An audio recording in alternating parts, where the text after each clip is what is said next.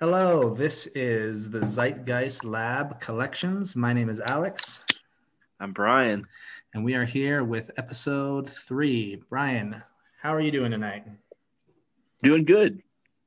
Had a interesting day. Supposed to start a new job, but then the client woke up with COVID-like symptoms. So, yeah, that's another delay in that whole being employed process. So on Twitter today, you mentioned that, I don't know if you're comfortable talking on mic about this, but what exactly was what is this client? Like, what were you supposed to be doing? Okay, yeah. So I got hired by this company that takes care of people with developmental disabilities and stuff. That's what I was doing before the pandemic for a while, and I did that for about three years, which is that's where I started the Fentuzler account, was at work when I was a caretaker for a young man on the autism spectrum. And I just got a job a couple of weeks ago with a different company. I don't know if they're a nonprofit or not. Probably not, but yeah, they said you're gonna meet your new client, which is a young boy with autism. He needs help getting through online classes and getting through his day and blah blah blah blah. So you'd basically be his little caretaker. And he lives with his mom who works from home. And I was supposed to meet them today. And then about an hour before I was starting to get ready, they called and said, hey, so the mom woke up with some COVID-like symptoms. She's very overtired. So we're going to have to delay the meet and greet thing. Oh, shit. So, yeah, hopefully it's not anything. Hopefully the mom was just being paranoid. Yeah. But I guess I'll find out in the coming days. But yeah, I was supposed to start a new job today, and I was so nervous and excited, and yeah, just yet another delay. Well, so fuck, that sucks. Yeah. So did you end up getting high like you predicted you were going to? Yeah, but much later. Much later. Yeah, not as soon as I heard the news. It's okay, well, it's time to get high today. I was just joking when I said on Twitter, yeah, with my luck, they're gonna call it noon when I'm high as shit. Be like, hey, yeah, can you come in now? Right. Because I'm paranoid that something like that's gonna happen, where I'm getting too comfortable with having all this free time. Yeah. This quarantine and stuff, and just I can do whatever I want at whatever hour I want. I live alone. Who gives a shit? Right. That kind of thing. Sure. Yeah. Speaking of being able to do whatever you want, I believe in your free time recently you've taken up painting. Is that correct? I have. How's that journey been? It's gone pretty good. We added a tier to the Patreon where I think if you sign up at the $10 level, you get a Fentuzler painting. That's right. So patreon.com/ZGLabPod. At the $10 tier, after 3 months, we will send you an original Fentuzler painting. And I saw today you were advertising that you do tasteful nudes.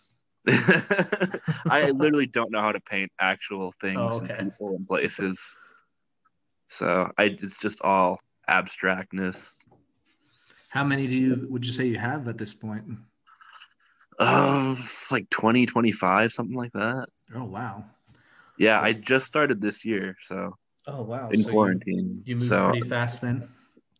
Yeah, there's the cool thing about being poor and unemployed during the holiday season is that, and just being a painter all of a sudden is everyone just gets a painting for Christmas. Okay. That's instead of a true. gift.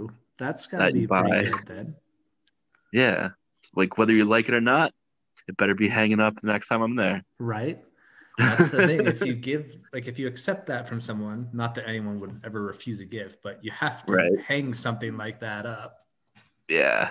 I get paranoid about that stuff too. Like if people give me like a decoration or something, then the next time I know they're coming over, I'm like, oh shit, what was that thing that they gave us? So I can make sure it's displayed prominently, like it's my prized possession or something. Yeah. But in this case, I don't really care. It's just more of like, I just want to get these paintings out of my apartment because they're taking up space. And yeah. But like a lot of them are like half finished. So now I think I have to go back and make them somewhat presentable. Well, they're abstracts, right? Like how can you tell when an abstract is presentable or not? I don't know. I just like, that's just the word that was just the first word that came to mind. But I don't know. It's like my process is like it's hard to explain, I guess. I don't know. I do a lot of shapes. Okay. A lot of shapes, a lot of lines, that kind of thing. Nice. But yeah, its style's like always evolving now, I've found. So well, maybe we'll get enough patrons that you run out of paintings and then you're trying to scramble to keep up. That's the end goal, right? Yeah. Oh yeah, I got to tell you my Venmo story. Oh yeah. I told you I was going to tell you I told you off mic. I was going to tell you on mic. All right, lay it on me. So I gave you $7 on Venmo the other day for pod space, right? Yeah, for our Podbean account, for our contract with Spotify, essentially. That's what it was, yeah. Mm-hmm. So then that was a couple days ago. So yesterday morning, I woke up to a Venmo notification. I was like, oh, what the hell is this? And then it said, some random lady's name paid you $10. Mm-hmm. And then I was thinking, I was just half asleep thinking, what? Okay, cool. Yeah, accept. Because I don't know anyone that owes me money, but okay. But I was like, all right, $10 from some random person, sure, why not? And there was in the line where it says like what it's for. Yeah. It was just the boot emoji. Okay. So like I was like half asleep, and I hit accept, and just maybe went, drifting back off to sleep or whatever. Mm-hmm. Didn't really think much of it. And then I was in the grocery store yesterday, like 6-7 hours later after that happened, and I get a notification saying, hey, can you send me that $10 back for the boots? What? And I was like, okay, damn it. Yeah, fine. So someone just had the username wrong or something? Or? I think they typed in a username wrong, because I don't know how else they could have found me. Huh.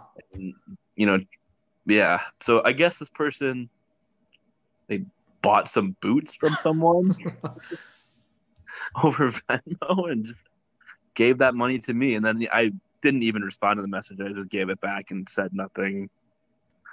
Well, I didn't want to make a whole thing out of it, but yeah, you did the right thing, I guess. Yeah, I definitely did the right thing eventually. Yeah, that's crazy. I mean, to just wake up and get $10 dropped on you with a boot emoji. Yeah, that was an interesting one. But yeah, that's my little Venmo story. Nice. All right, well, let's start talking about what we're here to talk about, which this week we are talking about, for my money, one of the best artists that released anything on Drive-Thru Records, and that is the two releases from HelloGoodbye. Metallica, yes, that's what I meant. That we're talking about the self-titled EP from HelloGoodbye, as well as their debut LP, Zombies, Aliens, Vampires, Dinosaurs.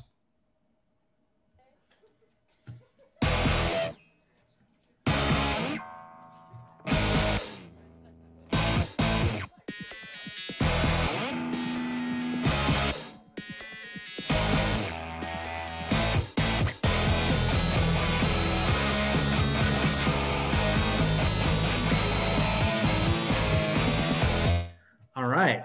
That is what we're here to talk about. And I think this episode is going to be a beast, because these guys are one of my favorite bands from this era. And I'm excited. Like, don't get me wrong, I really like Finch, and the River Phoenix album was an interesting exploration. But this is the first artist we're talking about from the label that I'm super excited to be talking about. Yeah, same here, honestly. I'm in the same boat. Didn't really care for River Phoenix.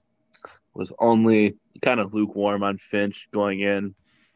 going out a lot better. Yeah. But yeah, this is like the first artist for me that I'm like, okay, I was like there when that came out, was into it from day one. So this is a band that you were into at the time. Yeah, I wasn't crazy about it, but like I knew all the hits, and like I knew that they were like sort of up and coming at the time. Like they were getting some play on like MTV2, I think, at the time. And they were, yeah, I remember they were just kind of always like on the verge of like breaking. And yeah, that's like when I was kind of aware of them. Shimmy Shimmy Quarter Tone was like the first song I heard by them, and I can't remember where I heard that first. Yeah, I think that was the first one for me as well. It was, I think for me, like what got me started down like recollecting all the Drive-Thru releases was Drive-Thru put out a greatest hits record at the end of their contract with MCA, and it had this song Shimmy Shimmy Quarter Turn as well as probably Call and Return from Hello Goodbye on there. And so that was one of the first releases I picked up after that was the self-titled EP with the little avocado on it. And I mean, from front to back, I mean, not that that's very long, it's like 6 songs, but I thought this is like a really, I mean, it's hard to call it groundbreaking because when I think about it, that's kind of weird to call it groundbreaking because it's just these kind of corny DIY electro pop type songs, but I feel like it set the stage for a lot of things that would come later. And again, maybe absolutely. I think maybe it was just right place, right time. I don't know how many of the artists that sounded in this vein later would actually even be able to point to Hello Goodbye as an influence. Yeah, I think they were very much ahead of their time with like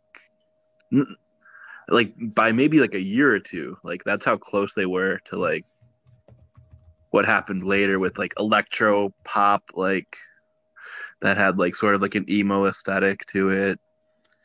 Well, and so that's interesting. You mentioned like electro pop with an emo aesthetic. So the first thing that I thought of, because this was kind of the same era, was that Panic at the Disco was the next logical step if you were to move in that more emo direction, especially that first album they did, A Fever You Can't Sweat Out, because it was very electronic, a lot of keyboards and synth and stuff, but more emo, basically, like you said. And I feel like the Hello Goodbye came first, and then it was almost like add a whole like cringy theater kid aesthetic to what Hello Goodbye is doing, and you get Panic at the Disco's first album pretty much.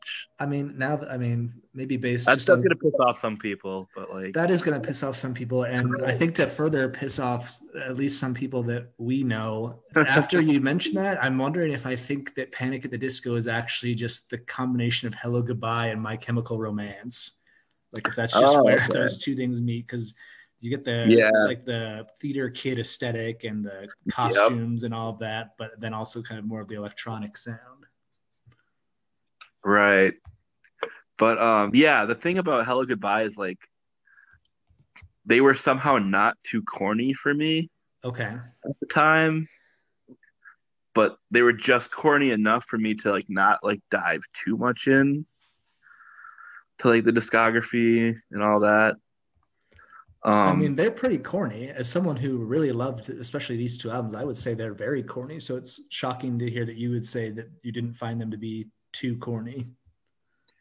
Yeah, I mean, it wasn't like, I don't know, it was kind of too corny to the point where I wasn't willing to go all the way in on that band and like listen to them like every day and all that and like buy their merch or whatever. But yeah, they were just like the perfect amount of corny for me. Like, and then, but like everything they influenced, I think afterwards with that like sort of like emo kid, like solo electric pop thing. Like, are you familiar with Never Shout Never? I feel like that was like a direct link after Hello Goodbye. I'm not familiar with them, no. It's just like some kid from like the South who had like a hippie aesthetic later on, but like was really jocking Hello Goodbye. Okay. Or like their early electro pop kind of thing. And there was like a whole wave of that maybe our guest might be more well versed in than us, hopefully. Because I think that is a point in like this band's like lineage, or the sound's lineage rather. Yeah. I mean, so with that in mind, who would you say, I mean, if you would say anyone, who is the predecessor to Hello Goodbye? Like what do you see in their music? Well, listening to the EP, especially, there's that like 1 8.5 minute song on there, like in the middle of it, that sounds very Get Up Kids. Really? Yeah, and kind of, and like had maybe like some Jimmy Eat World in there too. I'm not familiar with Get Up Kids' work very much, but I would say I'm pretty familiar with Jimmy Eat World, and I think maybe I missed any sort of Jimmy Eat World influence. It's just like in that 1 8 minute song had like a lot of the piano parts were kind of reminded me of like the Get Up Kids like second album ish. The more like the more guitar driven stuff, I guess. Yeah, and I think that comparatively, like between the two releases, the EP and the full length, the EP was more guitar driven than by the time they got to the full length record here. I mean, there's definitely some guitar parts on Zombies, but not. I don't feel like it's as prominent. Like the electronic part definitely becomes more prominent. Yeah, I think so. Yeah. I remember thinking that like when listening to the LP, I sort of like I heard them sort of deviate from the electro pop stuff in kind of favor of like the more moody guitar pop kind of stuff. Mm-hmm. There are a couple of tracks early on that were like kind of a bummer because of like they were trying to go for something a little different like than the guitar driven stuff on the EP. Yeah. It sounded like they were kind of trying to be like sort of like maybe more of an indie rock band with like moody guitar licks and stuff like that. And I was like, this is not fun. It's like this is not as fun as like the embarrassing electro pop jams. Now, speaking of the indie, like having an indie rock feel, have you listened to the follow-up to the LP after they left Drive-Thru, the Would It Kill You album? Yeah, I saw them on the tour for that. Oh, really? Album. Yeah. I thought that album's like really good. Like that's like a really good follow-up. Cause yeah, they kind of found like the first album kind of sees them trying to like expand their sound, but they're not entirely comfortable with it yet. It feels like it's like when they try to break out of that electro pop mold, they kind of sort of fall flat for me. But Would It Kill You comes like at least a good 5, 6, 7 years later, I think, because I'm out of high school by a couple of years at that point. Yeah, I mean, Zombies, the full length we're talking about from Drive-Thru came out in 2006, it looks like, and Would It Kill You wasn't until 2009. Oh, 2010 actually. So yeah, that was over 4 years. Yeah, well, yeah, not as large a gap as I thought, but yeah, I was definitely out of high school by the time that one came out, and yeah, that was way more focused and like the dude really kind of perfected his like pop sensibility. I mean, the band had a lot of turnover rather, but the band's always basically just been Forrest Klein doing his songwriting and the electronic stuff or whatever he adds to it, and then he's just kind of had supporting players. But to me, the band is Forrest basically. Yeah, I forgot his name's Forrest. Yeah.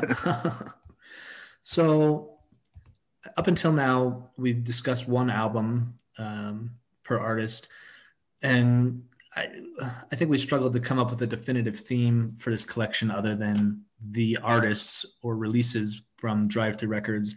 So to me, I thought we'd talk about, or we could examine both, because it's the only two releases that HelloGoodbye did for Drive-Thru, and one is an EP, but I think they're both pretty important and I think representative of that era. I mean, if you think about the label kind of more or less going defunct after 2008, so this would be definitely in their later years when the LP came out, and I feel like this is kind of what this label, musically anyway, what the label represented kind of towards the end is a more accessible pop oriented sound. I mean, not to say that the other bands were like super pop, like Taylor Swift or something, but everything was more, radio accessible, I think, by the time we get to the end of the label's run. Yeah, I'm not really familiar with anything from this era of Drive-Thru other than "HelloGoodbye" and I think maybe Halifax. Halifax. I mean, the early November was around the same time as well, which I know you've mentioned. Oh, okay. Yeah. A little more accessible for sure. So a little more cleaned up. So I think you mentioned when these came out, you were in high school and maybe middle school. When the EP came out, or no, I was in high school. Yeah, when both of these came out, 2004 and 2006. Okay, so I didn't listen to the EP until probably the end of 2005. So 2005, 2006, I was in college, which is a little bit different experience in terms of, I guess, to me, high school is where you see more, I guess you'd call them cliques. So I would be interested to know from someone who was in high school, was this a band kids were talking about that people were into, or was this more of a niche thing? Like, did your group of friends enjoy it, or was it just kind of you, or? My high school wasn't as like cliquey as most high schools seem to have been. So I don't really know who was like listening to this and who wasn't. All I know is that I was, and I put a couple of these songs on mix CDs for girls I had crushes on and stuff like that. Nice. Like that song "Oh It Is Love," that was a staple for mix CDs for girls for sure. Yeah. But yeah, I don't know. I always kind of did my own thing when it came to like music. So like I wasn't always like, I didn't have a ton of friends that were on the same wavelength as me, like as far as like musical taste goes. Yeah. So yeah, it was pretty much just me walking around with this in my headphones. Yeah. Yeah, I mean, I think the people that I did hang around with in college, when this was around, they either hated it, or if they got into it, it was because they knew that I liked it and that kind of introduced it to them. So, which is not to say that I was a trendsetter at all. It's just, I was going to say, you're a big tastemaker on campus. No, not a big tastemaker at all. But, so, I mean, let's look at the EP first, since that's, chronologically the first one. I think you've mentioned a few things, but what stands out to you from the EP song wise? Like this is actually a lot more well-rounded than I remember it being, like sound wise. Like we were talking about the 8-minute long song and like how that was like really guitar driven, is like an epic kind of thing.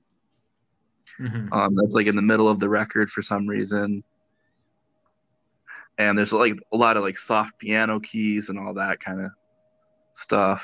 Yeah. And then that sort of like really juxtaposes it from like the really hyper like dance pop that they kind of became known for, like that "Will You Go to the Prom with Me" song.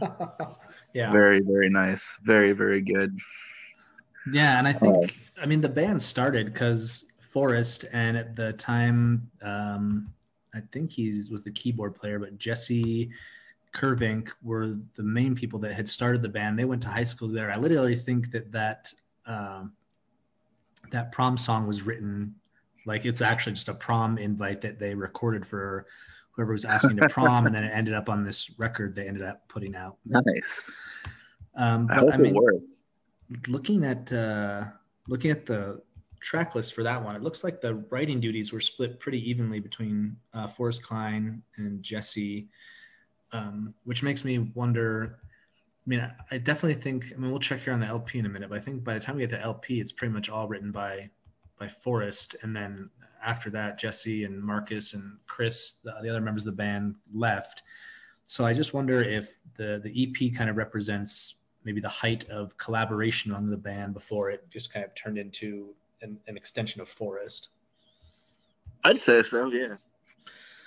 because I mean, you mentioned some of like the more piano driven stuff, and so then I'm looking at like, you've got Dear Jamie, that's the 8-minute one, which was written by Forrest, and Call and Return, which is not super piano driven, but not as, I would say,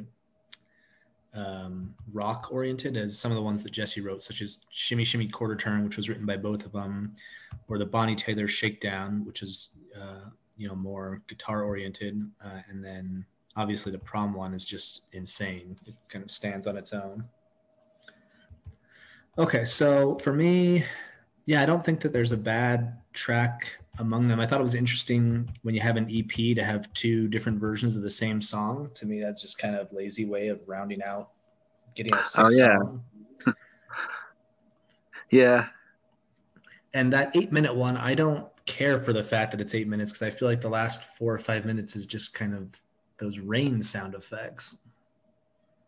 Oh yeah, it kind of like stops at like the 7-minute mark, and then it kind of becomes silent. And I always just skipped it. Yeah. Like when it got to that part, I was like, yeah, okay, there's a minute left. I don't care. Right, for sure. But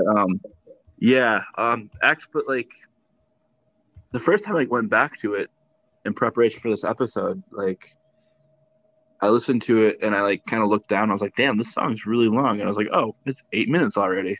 Yeah. But it kind of filled all the 8 minutes though the way it needed to be. Like I felt like it didn't bother me that it was that long. Honestly, I like, because I thought like what they were doing was like genuinely interesting. Yeah, I mean, I think going back and revisiting now, I would agree. Probably 15 years ago. Especially for your first album or your first record, rather. Like I like seeing that ambition. For sure. I mean, I think that's a good point. I think one thing that I don't know if it's just a nostalgia thing or just the way I view things, but I think a lot of the artists on Drive-Thru managed to achieve some pretty incredible things with their first releases, and in some ways set the bar maybe too high to be exceeded later. Like we talked about Finch, their first record, I think maybe was like the high watermark for them. Hello Goodbye, these first 2 are kind of like their landmark ones. Look at like Newfound Glory, Nothing Gold Can Stay is still seen as kind of like the gold standard for them by a lot of people. So I think Hello Goodbye is kind of, along with a lot of other artists on this label, able to be very ambitious right from the get-go and make something long-lasting when they're such a young age. Yeah, it kind of goes to show that like Drive-Thru really saw something in these bands too. If they were like putting out their best material, or putting out their best material first, and then yeah. So going on to the full length, what tracks? I mean, what were some of your favorite tracks from this one? Let's see. I mean, let's start with like the massive single "Here in Your Arms," which may arguably be the biggest song that was ever released on Drive-Thru. I believe it hit number 14 on the Billboard Hot 100. So really? Wow. Yeah. So I think I can't think of a song that performed better on the charts for this record label. Yeah, for sure. What are your thoughts on the big one? That was probably one of my favorites on the album for sure. I remember that being a very big song when it came out. Yeah. And like I think thinking back on it more, that was like a big song between my friend group for sure for a time. Uh-huh. So yeah, I'm trying to see what else was on the album. Because I didn't really like the album as much as I liked the EP. Okay. Honestly, yeah, like I thought, like I said, my criticisms earlier of it, like having too many like moody guitar pop kind of indie rock-ish kind of songs that were like sort of uncharacteristic for them. Okay. Given like how ambitious like their EP was, when it came to like expanding their sound beyond the sort of electropop thing.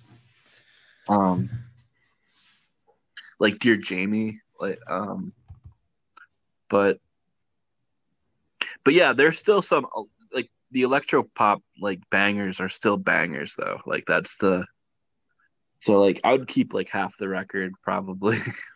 Yeah, I mean, I think it's really solid. And again, this is like one of the after I started getting to these releases, I remember specifically being super excited for this one. I had ordered it, like I had done a pre-order. I was checking the mail every day because it's supposed to get there like a few days before the CD actually came out. And I don't know, to me, the problem, maybe the main problem I had with it was, as someone who got really into HelloGoodbye the year or so before this, most of these songs were available in some form elsewhere, whether it was on the DVD that they released or just like a bunch of demos you could find on LimeWire or Kazaa or whatever. So there wasn't really anything new. And that to me was a little bit disappointing because they had just kind of taken a lot of songs and then perfected them in a studio.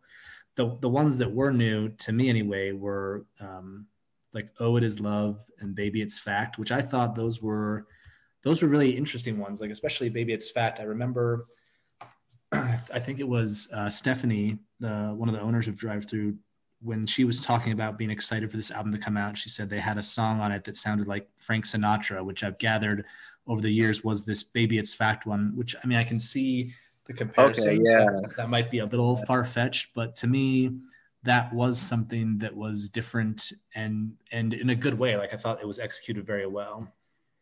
I can kind of hear Sinatra singing those lyrics in that same sort of cadence for sure. Well, not only that, I think like some of the swooping arrangement and kind of has like a big band feel. Like it feels like it could have been written in a different era. Now, obviously, they recorded it in a way that made it sound very modern, but like the melody and the arrangement could fit in somewhere else in time, I think. Right. But instead of coming out of Frank Sinatra, it's coming out of some skinny nerd with glasses. Yeah. Yes. That makes me appreciate that song a lot more. Now that does it?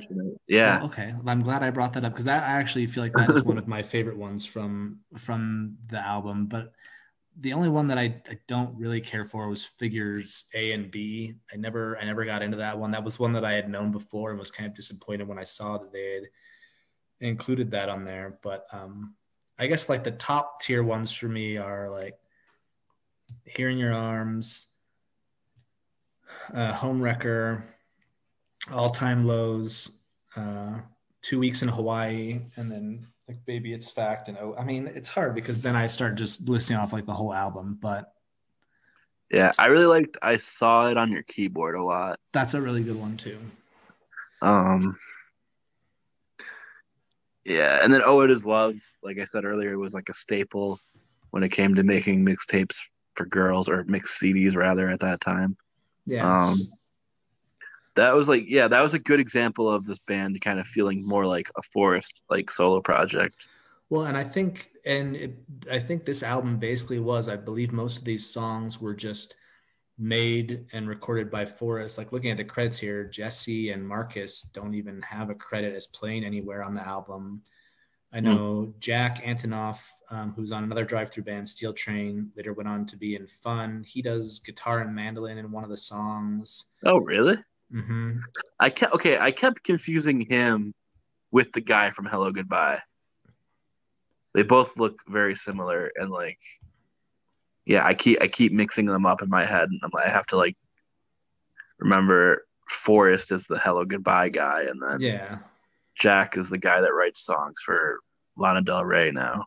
Right, yeah, he's gotten into that world. But yeah, he played mandolin and guitar on one of these. Chris Profeta, he was the drummer for HelloGoodbye. If I remember correctly, the only drums he actually plays are when the full band comes in Oh It Is Love. I think that's like the only live track, like the only track on the album that has like actual instrumentation rather than electronic instrumentation. Mm-hmm.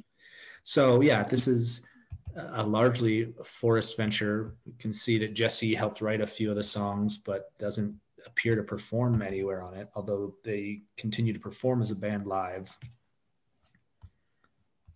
Yeah, when I saw them, they played a bunch of songs from this album. They were like, I remember "Oh It Is Love" being like a really big high point of that show. Yeah, I remember that as well. I saw them the first time I saw them. It was actually they were opening for Panic at the Disco and the Academy Is, and Acceptance, I think was the name of the other band. Oh, okay, yeah, I remember And that. that was a really good show, and they did really good. And I saw them live a few other times after that. They had a really good stage presence. Yeah, for sure. I saw them with a band called Fake Problems. I don't know if you remember them. They're like, yeah, they were kind of not really big in the mid 2000s, but they were like more of a punk band at the time. Okay. And then some dude who called himself Fences. It was just like kind of like boring singer-songwriter shit. Interesting. So one thing I remember about HelloGoodbye is I wish I could back this up with actual research, but if I remember correctly, I mean, obviously Forrest is very progressive, I guess would be the best way to put it. And I think one of their last tours that they did that came through Utah, like when they were kind of a bigger band, they were touring in a van that they had converted to run on like vegetable oil or something. No shit. Yeah. Huh. But maybe I'm just making that up. I know a couple bands did that and like made it a big deal. I can't remember like what hardcore band was like really well known because they did that. And then the other thing I remember is that they, for some reason, maybe this shouldn't surprise me, but they have like a really big following here in Utah at BYU. And you can see here that back in 2016, they performed a concert at the Wilkinson Center Ballroom on BYU campus. And I remember, because I've got some friends that are Mormon and attended BYU, and this was a big deal for a lot of people at BYU. And I think it's just like that corny kind of pop sound is really something that those type of people are into, I guess, which is big with the Mormons, huh? Yeah, I mean, nothing wrong with that. That's what I was into. Obviously, I spent like the last half hour talking about how amazing I think all these songs are, but I just remember that they were really big in the Provo area, down where BYU is. All right, should we get into some live recordings we've got here? Yeah. Okay, let's start with this one. We'll start with the two you sent me. So this is HelloGoodbye performing Shimmy Shimmy Quarter Turn. Looks like November 24th, 2006. Yeah, I watched these in like chronological order, and it's kind of like you're watching a band just get sick of playing the song over and over again. Okay. like in this one they're so stoked, but the next one they're just like they just kind of forgot how to play it. Yeah. God, no one looks cool playing a keyboard. No, he tries really hard, but it's still failing. But no one can do it.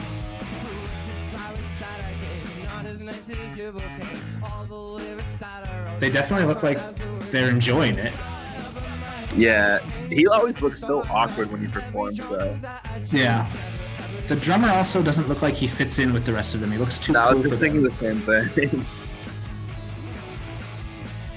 I was always confused because the bass player always wore those headphones. I don't know if that's like a look he's going for or if he's actually just protecting his ears. I don't know. I think in 2005 or whenever this was, probably a look. Yeah, 2005, 2006. I mean, it could very well be. I don't know. I always thought it was an interesting look. I remember thinking he was the funny one in the band. You know what I just realized is like another, and this may get me in trouble with some people because I actually think this may have come after them. So I don't know if it would be who influenced the other, but I can kind of see a lot of Motion City soundtrack in some of these songs. Yeah, because they both had the synth player. I think they kind of coexisted at the same time. I don't know who influenced who there. Okay, so now we've got Hello Goodbye playing the same song in 2013. So basically a totally different band. Yeah. Even their whole look is like just way different. Oh like, yeah, they look like you can tell they got or something. Yeah, you can tell they got money now. Do you think they have money? He always I don't know. I mean, yeah, I don't know. So I saw the guy with sunglasses indoors, and I'm like, oh yeah, that guy's got money. I like that they're. I don't know why sunglasses in the middle indoors signifies wealth to me, but it just does. I like that they're in the middle of a performance and they're trying to figure out like the piano tone and the guitar tone. Like, yeah, this video kind of made me sad because it's like I said, you're watching the evolution of a band getting sick of playing the song, or just not being active for a while and then forgetting how to play it. Yeah, it just doesn't sound as good.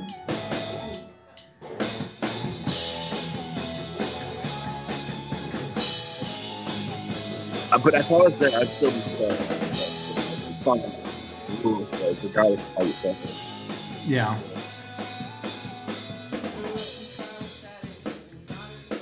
He even looks tired singing it.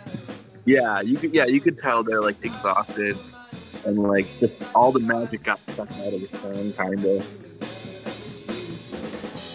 Yeah, I mean, I think that's really interesting. I just don't know how. I mean, you can tell he doesn't want to play it, but it's like one of their hits. And I think you see that with a lot of bands. Like they're like, oh yeah, we'll play this song again. But especially like with Hello Goodbye, by the time this was recorded in 2013, their sound had changed so much. I'm surprised they're like he's still willing to play this song at that point. Yeah, and like like this was probably one of the first songs they wrote too, right? I would imagine. I mean, it's on that first EP. It strikes me as being a really early one. Yeah. So you'd think like maybe he like the guy was just like sort of better than it at that time. But if it's like one of the first songs you wrote, you'd think you'd be kind of like, and it was successful too. You'd think you'd be like at least somewhat proud of it and just kind of willing to play it all the time. But yeah, I don't know. I'm not a songwriter. What do I know? Right. I'm in the same boat, basically. Okay, I've got a few live ones to play. Let's go with, this is them playing Here in Your Arms at House of Blues, which means hopefully the audio is decent because it's probably recorded at least semi-professionally. So, I mean, this was uploaded in 2013, but this is very clearly the original band, so I don't know when this was recorded for sure. That guy still doesn't know how to look cool playing keyboard.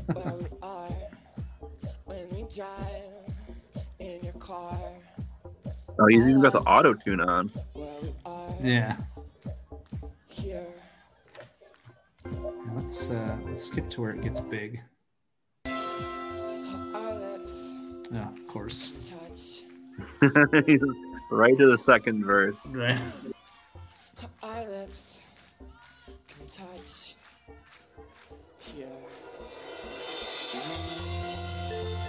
And he still just looks so awkward. Are people trying to open up a circle pit? What is going on right there? Oh, I hope so. That'd be sick.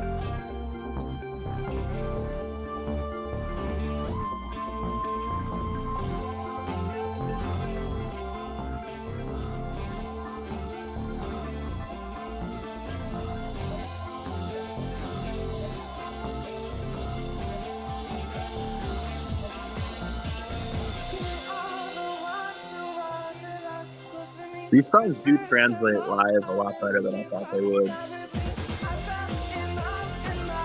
Especially when it was kind of like, not necessarily new, but like this kind of music and these kind of bands weren't really heavy with the synthesizers at the time.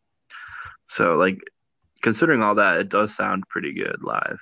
Yeah, I think they do it justice. Okay, here we've got them playing Bonnie Tyler's Shakedown at Warped Tour in 2006. Did you ever go to Warped Tour? I went to the Warped Tour twice, and I hated it both times. What about you? Never been. Never been? Nah, I was never interested. All my friends went at one point, and I I was too much of I was probably too cool at the time for like a lot of the lineups. Yeah. And I was like, there's like more than 5 bands I want to see, maybe I'll go, but that never happened. There was never more than like 5 bands that I wanted to see.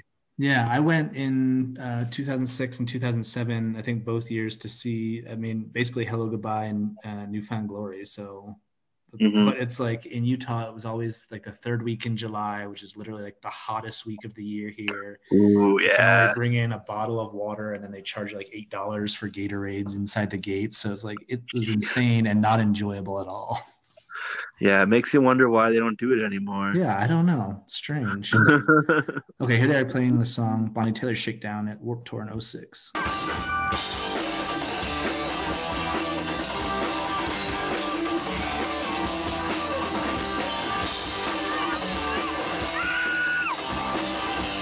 The crowd control guy does not look like he's having fun.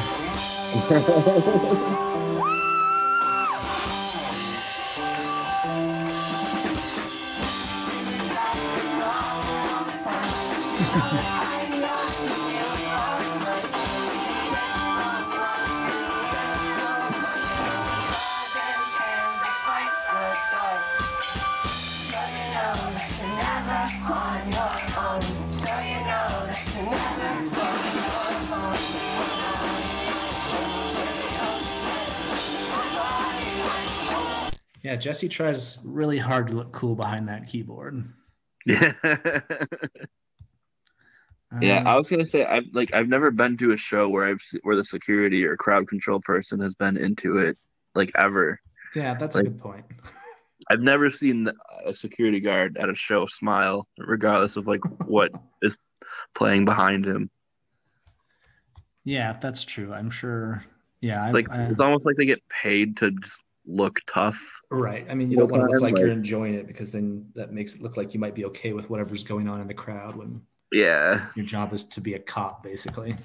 Right. Okay, so next up, I've got them playing Baby It's Fact on Last Call with Carson Daly, if you remember that show at all. Oh my God, yeah. Welcome back here to perform Baby It's Fact from their album Zombies, Aliens, Vampires, Dinosaurs. Make some noise for HelloGoodbye. I always hated that album title. Yeah, it's too long. Kind of obnoxious. See, don't you hear the Sinatra thing? I do, yeah. And they brought like a full band for this performance too. There's horns and stuff. Damn.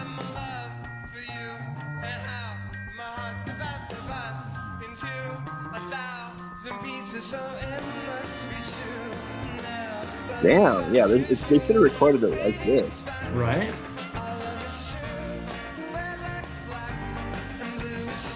Is that Carson Daly's band on the horn? I don't know, maybe. I don't think Carson Daly had a band, though. I was gonna say, his show was kind of not DIY, but it looked like it had like a DIY look to it, like he was in a basement somewhere or a storage unit or something. Yeah, that's how it was at first, and then they tried to make him like another Conan or Leno, like in that kind of vein, like with the band and all that stuff, and then it just turned into like these little short form interviews. I just don't ever think they figured out what to do with him. Mm-hmm. Poor Carson. But I thought that was a really good performance, and for sure, yeah. There is a performance of them, doing "Hearing Your Arms," I think, on Jay Leno, but I refuse to acknowledge anything from Jay Leno on this podcast. So. Fair enough. Okay, next I've got them playing 2 weeks in Hawaii in 2007. I bet there's going to be an ad. Oh, maybe not. Skip ahead here.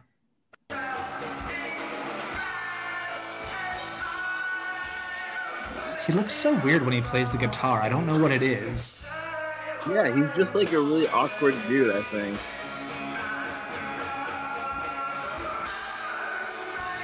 Yeah, no one in this band knows how to look cool playing it. I think that's definitely one constant, regardless of whoever is in this band at the time. I mean, the drummer always looks cool, but you're a drummer. No one ever sees you.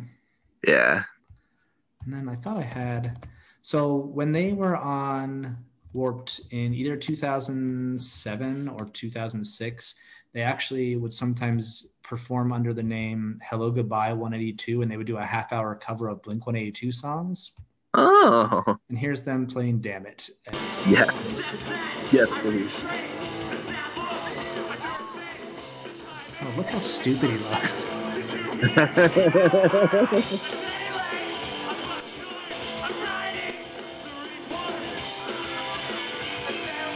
Who's on the main vocals, though? That's Jesse, the guy behind the keyboards usually. Oh, okay. Yeah, it definitely looks cooler with just the microphone. Yeah. So yeah, they that was that. They also would. There's a few videos of them doing "What's My Age Again" as well, but like I believe they did like half-hour sets, maybe like once a week under the name HelloGoodbye 182. That is so sick. All right, ready for covers? Yeah. Okay. Let's start with a group of girls playing a cover of "Here in Your Arms." This is Maybe April from March of 2018.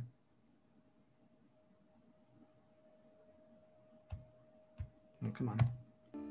When we drive in your car, I like where we are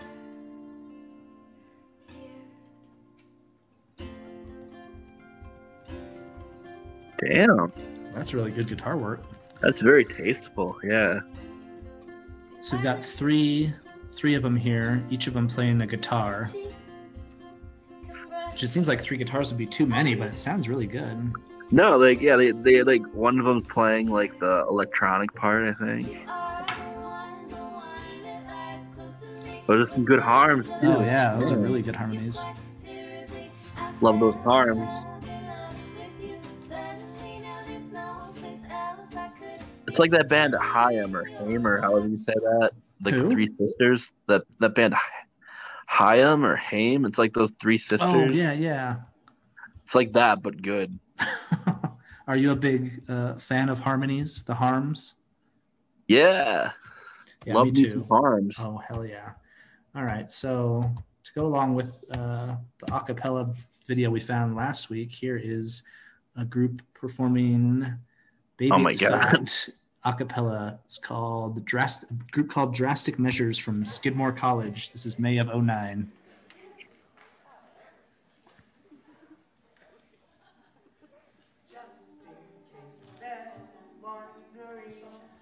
Yeah, there's so many of them.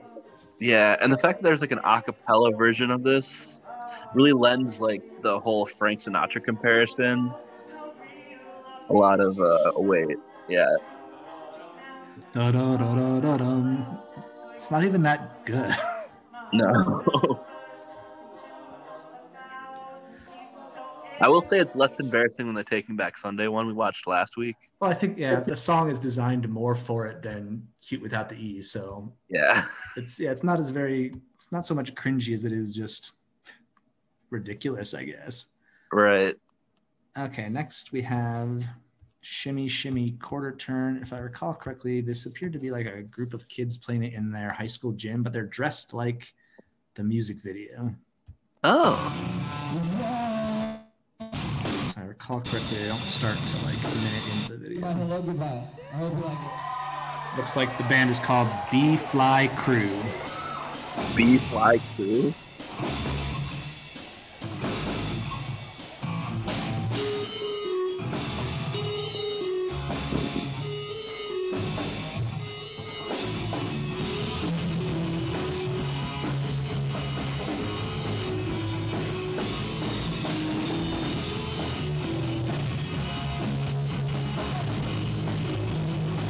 It's a little rough recording, but yeah, it's not the best recording. Oh yeah, this is just all around terrible.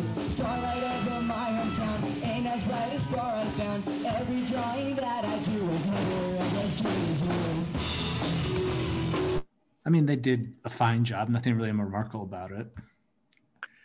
Yeah, I wasn't a fan of that one. That was I mean, they're in high school, I think. I'm assuming. It sure looks. I hope they are. If they're not in high school, then it was just bad. Yeah. Okay, so now we've got a cover of Bonnie Tyler Shakedown.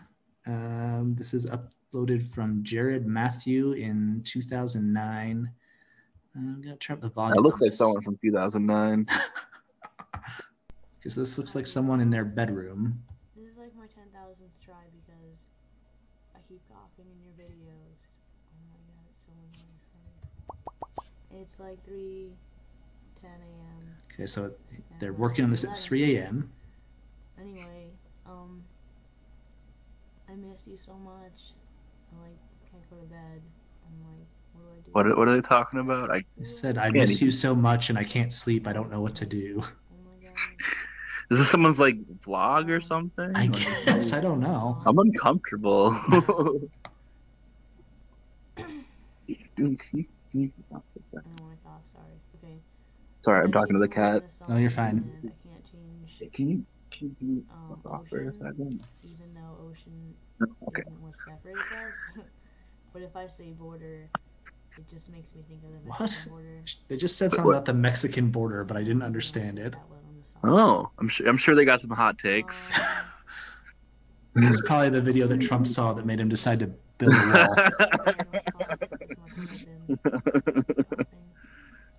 Okay, here we go. Yeah, that really turned the light bulb on in his head. Right, yeah. About that, he was looking for HelloGoodbye covers and then found that, and that radicalized him. Oh, I love you, Sonny. Who are they talking about? Someone named Sonny, I guess. Are you gonna start singing? This is uncomfortable.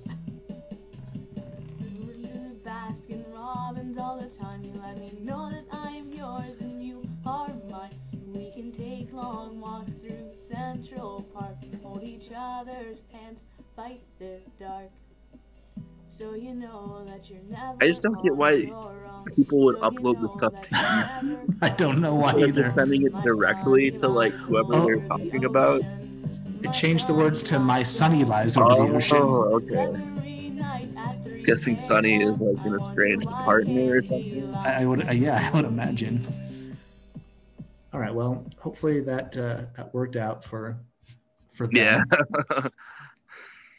Okay. I don't know. If someone sent me that as a romantic gesture, I'd be pretty mad. You'd be mad, and then they put it on YouTube for everyone to see.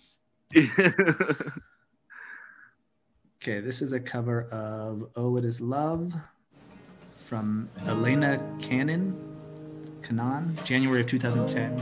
It is love from the first time I set my eyes upon yours.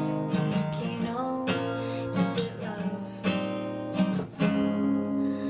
Oh dear, it's been hardly a moment. You are already missed. There is still a bit of your skin that I'm yet to have kissed. Oh, say please do not go. Know that I must. Oh, say I love you so, and you know you can trust. We'll be holding hands once again. All our broken plans I will mend. I will hold you tight so you know it is love. That was pretty sweet. Yeah, that was good. I was looking at my cat the whole time she was singing that song. I was like, this is our little song. Yeah. Hey, I need to step away for a minute. I just heard like a weird noise upstairs. I'll be right back, okay? Oh, okay, yeah. Hope everything's all right. Still recording? Am I supposed to keep talking? Alex is investigating something. I don't know why I'm talking quieter. Hopefully this will get all edited out. But now it's just you and me, the listener. How are you? I'm doing good.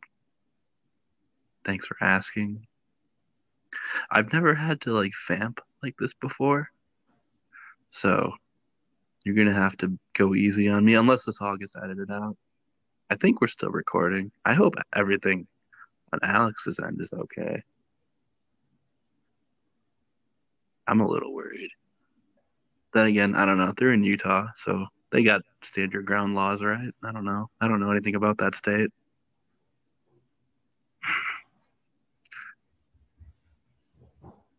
So Alex says he's not Mormon, but do we think he's Mormon? Do we think? Oh, he's back. Okay, I'm back. Oh, were you vamping without me? I was, yeah, like for a little bit, and I was like really awkward about it. I was like talking a little quieter and not knowing why. I'm excited to hear what you said. So my son fell out of bed. Oh, jeez. But he kept sleeping. So right above me, the ceiling up here, his bedroom is right above that. And I heard this loud thud in the middle of the cover. So I rushed up there, and sure enough, he was on his floor, but he was still sleeping. So he actually has told us that happens a lot. And I guess he's right, because I've never actually witnessed it, but he claims that happens all the time. Okay. I've got one. Everything's okay. Yeah. I guess. We'll see if he wakes up. So I've got one left here. We've got a cover of All Time Lows.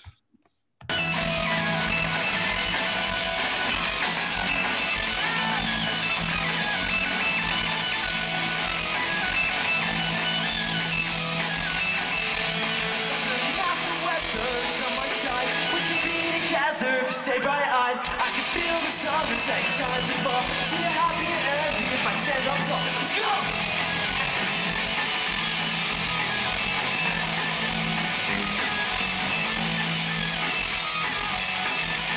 Whether or not this confront is meeting me, or justification, I will soon be friends. Down one foot, in the air, as we blow right from the last step.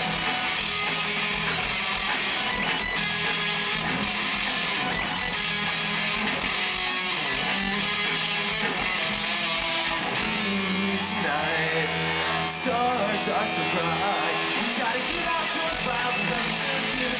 Taking the sunlight before it disappears.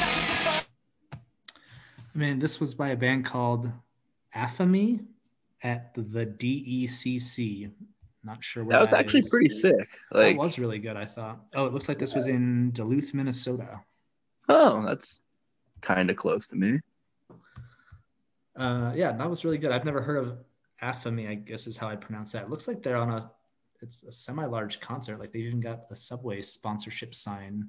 Oh, it's a battle of the bands, it looks like. Huh. Hopefully they won. Hopefully. All right. Yeah, that was actually really good. That was like way more pop punk. Yeah. Than the original song. They put a lot of energy into that one. Yeah, they still had like the synth and the keyboard, but yeah, more energy. It kind of reminded me of Motion City soundtrack. Yeah, that's what I was gonna say. Not that this episode hasn't already been long enough, but like, are you a Motion City soundtrack fan, or where did you follow? I was a huge fan of that band. Yeah, like especially in high school. Yeah, I was very much into Motion City soundtrack. Never saw them live though, unfortunately. Me either. That's like my biggest concert regret is that I never saw them live. So on their last time in Utah, I wanted to go, but my wife was going to be out of town and we had never seen them live. And so I said, okay, I won't go without you, because she was going to be on a business trip. And then it turned out that was the last time they ever came to Utah. So super upset. Bummer. Yeah, that I did not get a chance to see them. But I don't know.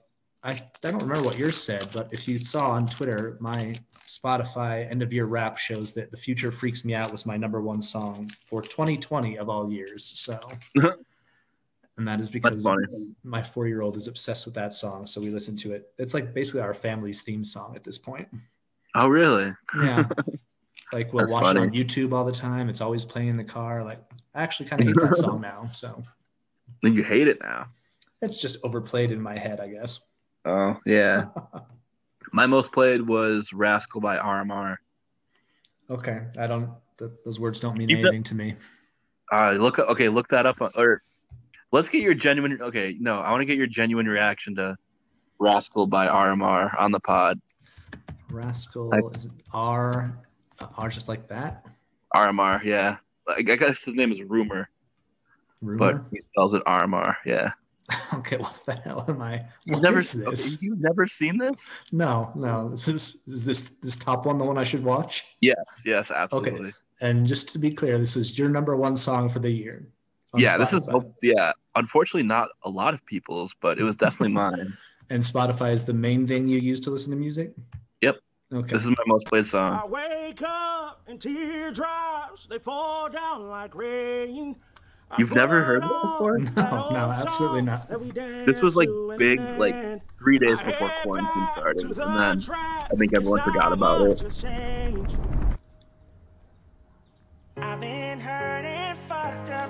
This is not what I thought this was going to sound like based on what I saw the video. That's what everyone says. Yep. Along the broken road, I hustled and found a plug from the extra. Show me love. Yeah, this was like the first and last good thing about 2020. They hating on me too. And every sleepless night led me to where I am. Bitches that broke my heart, they became hoes that scam. So apparently, he's that's like, actually really good. Yeah, it's amazing. It's like, it's a brilliant piece of art, but apparently that's like a reinterpretation, interpolation of a Rascal Flatts song that he's singing, but he just changed the lyrics. Wait, which Rascal Flatts song?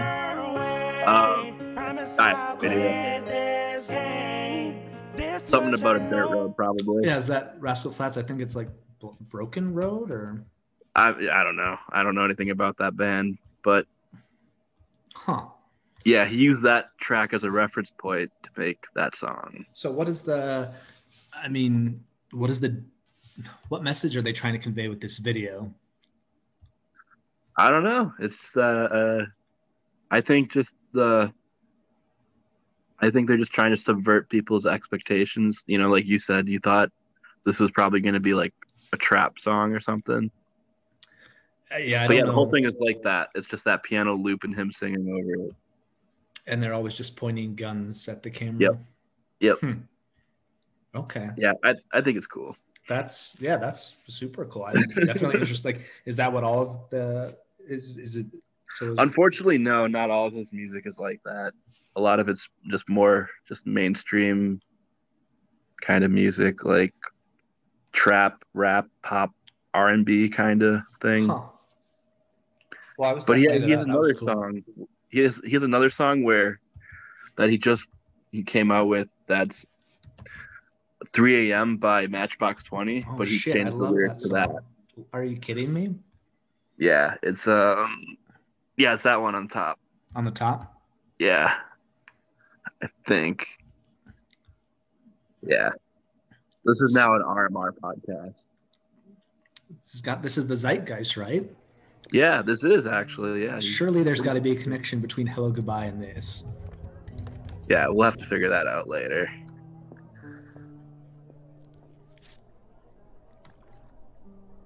Yeah, he's definitely doing something different, that's for sure. I'm trying to think if there's another song like that. Just trying to get to where he's actually performing. Yeah, he tries to make his stuff really artsy. Does he always wear the mask? Yep.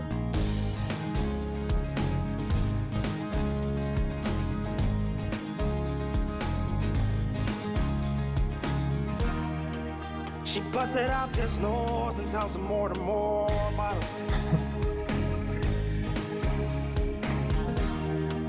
He's never worried about things like that. So obviously he's not like this video is not as like subversive as the other one, but I think now he's trying to tell a story or something with his like music videos, but I still think it's definitely jarring to see.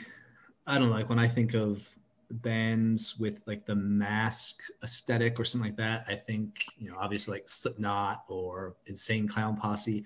So like when you see just the video with no audio and you see, okay, these guys in masks, you think it's going to be some sort of like heavy rock song or something, and then you turn it on and they're just playing Matchbox 20. It's an interesting juxtaposition for sure. Right. All right. Well, that was cool. I've I'm got surprised nothing. you've never heard that. No, I'm not cool at all. Yeah, but that song came out like a week before like the virus like dropped, I guess. Okay, the virus dropped, like it was Yeah. an album release or something. Yeah, it dropped the first week of March, and then it's been #1 all year. Yeah. All right, so final thoughts on Hello Goodbye, the 2 releases from Drive-Thru Records. Brian, what do you think? I like the EP a lot more. I thought like every song on there was just a banger, but they kind of showed a lot of like potential.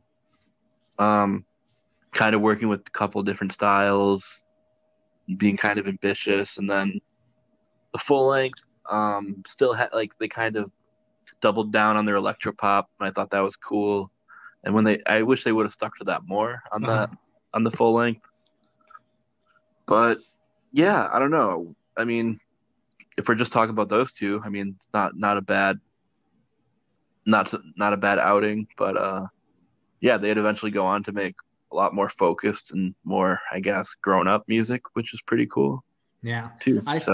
I think these 2, like the EP and the LP, I think are fucking sick. They're still 2 of my favorite things that I just put on if I like have guilty pleasure or just want to dance around in my car or whatever. So I think, like, for me, I don't know if it's nostalgia or what, but these have held up very well. And I'm disappointed that even though after this they did put out at least one other solid release, it was really downhill from here. And so now we're going to turn our attention to our guest. So stick around for that. Will you go to prom with me? Will you go to prom with me?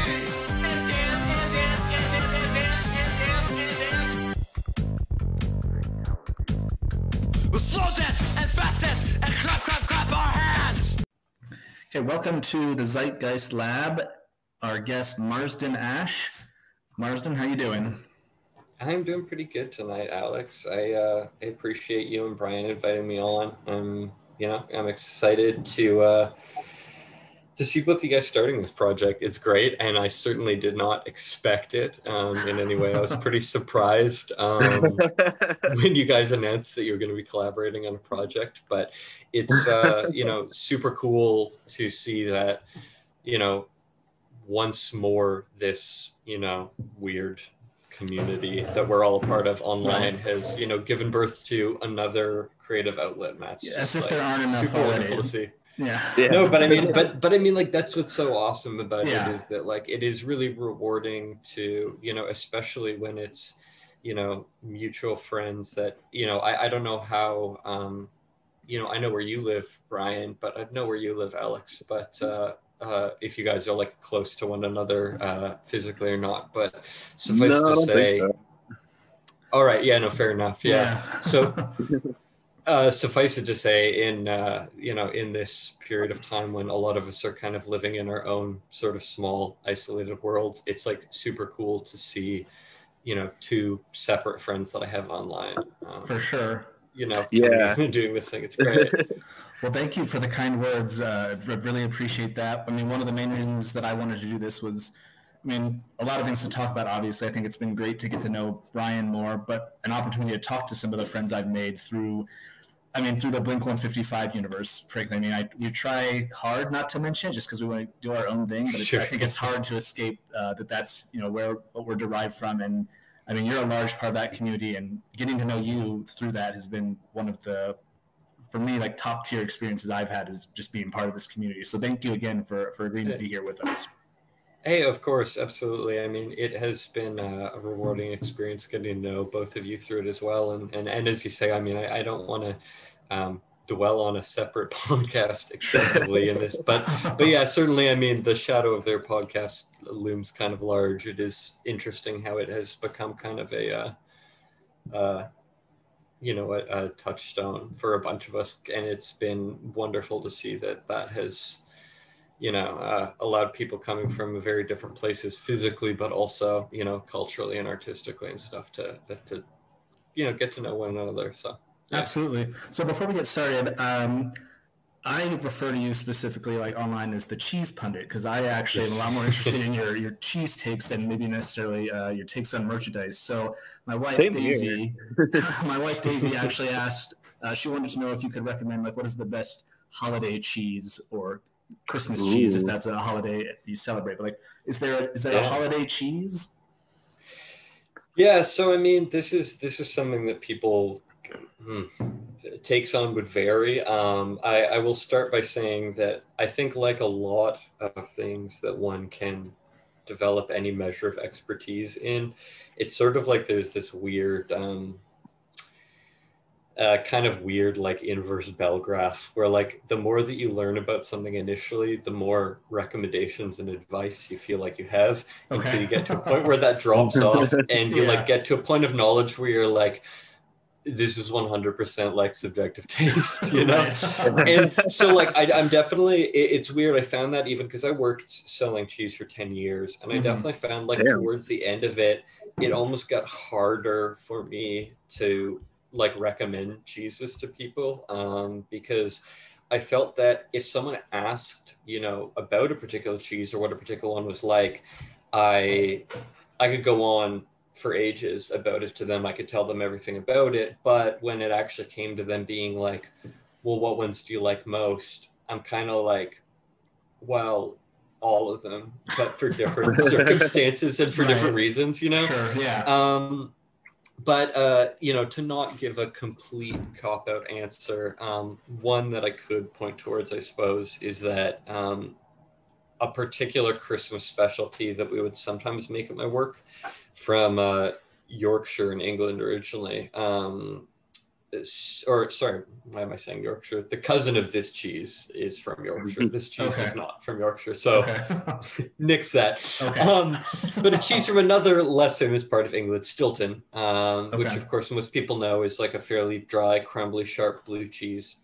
During Christmas time in some parts of England, people will take Stilton, which comes as like a kind of tall cylinder, and either carve out part of it and fill it with port wine and leave it to pervade the cheese, or to cut the wheel up into quarters or eighths and drop it in a vat of port to soak up for the course of the month. So we used to do that at my work. We'd like chop it up and leave it to soak. And so you end up with this kind of very like heady, intense tasting mixture of like that salty, sharp, earthy blue flavor, but also like the intense kind of that sounds so good peaty sweetness of the wine. Yeah, it's a very like very robust tasting flavor. But pretty cool. And yeah, and I mean that is of course traditionally a Christmas time dish. So. Okay, well, you've heard it here first. This episode's coming out right before Christmas, so if you're listening to this, go out and find whatever Marsden just said. I don't know anything about cheese. There's something with port is all I caught, but that recommendation's there. So Stilton cheese with port. Yeah. Okay. Perfect. Okay. So back to kind of dwelling on the Blink-155 thing. I asked you to come to this episode to talk about your expertise in merchandise and maybe aesthetic. I went back and listened to the exclusive that you appeared on for them where you were reviewing Blink-182 merchandise just to kind of remind myself of what, I guess, like where you derived, quote unquote, authority on these sorts of things. And self-declared. So, right. Yeah, sure. Which is fine. So I guess the first question I would have is why does aesthetic matter in terms of, because we're here to talk about covers, like cover art from albums. What do you try to learn from an aesthetic when you look at a cover art, and do you feel like you can draw lines from that to what the sound should sound like or what it does end up sounding like? Oh, absolutely. I mean, I would say that the appearance of, you know, the cover art of an album is massively consequential in a lot of ways. And it's funny to say that because I think that as much as I have a lot of conviction in that opinion, it's something that kind of took me a long time to come around to. And I think the reason why is that in a lot of respects, we're kind of taught not to think that. I think we're encouraged to have this you know, don't judge a book by its cover kind of attitude. And especially when it comes to art, or to music as art. I think that we're kind of led to think that that's maybe like a wrongful or shallow way to interact with the music.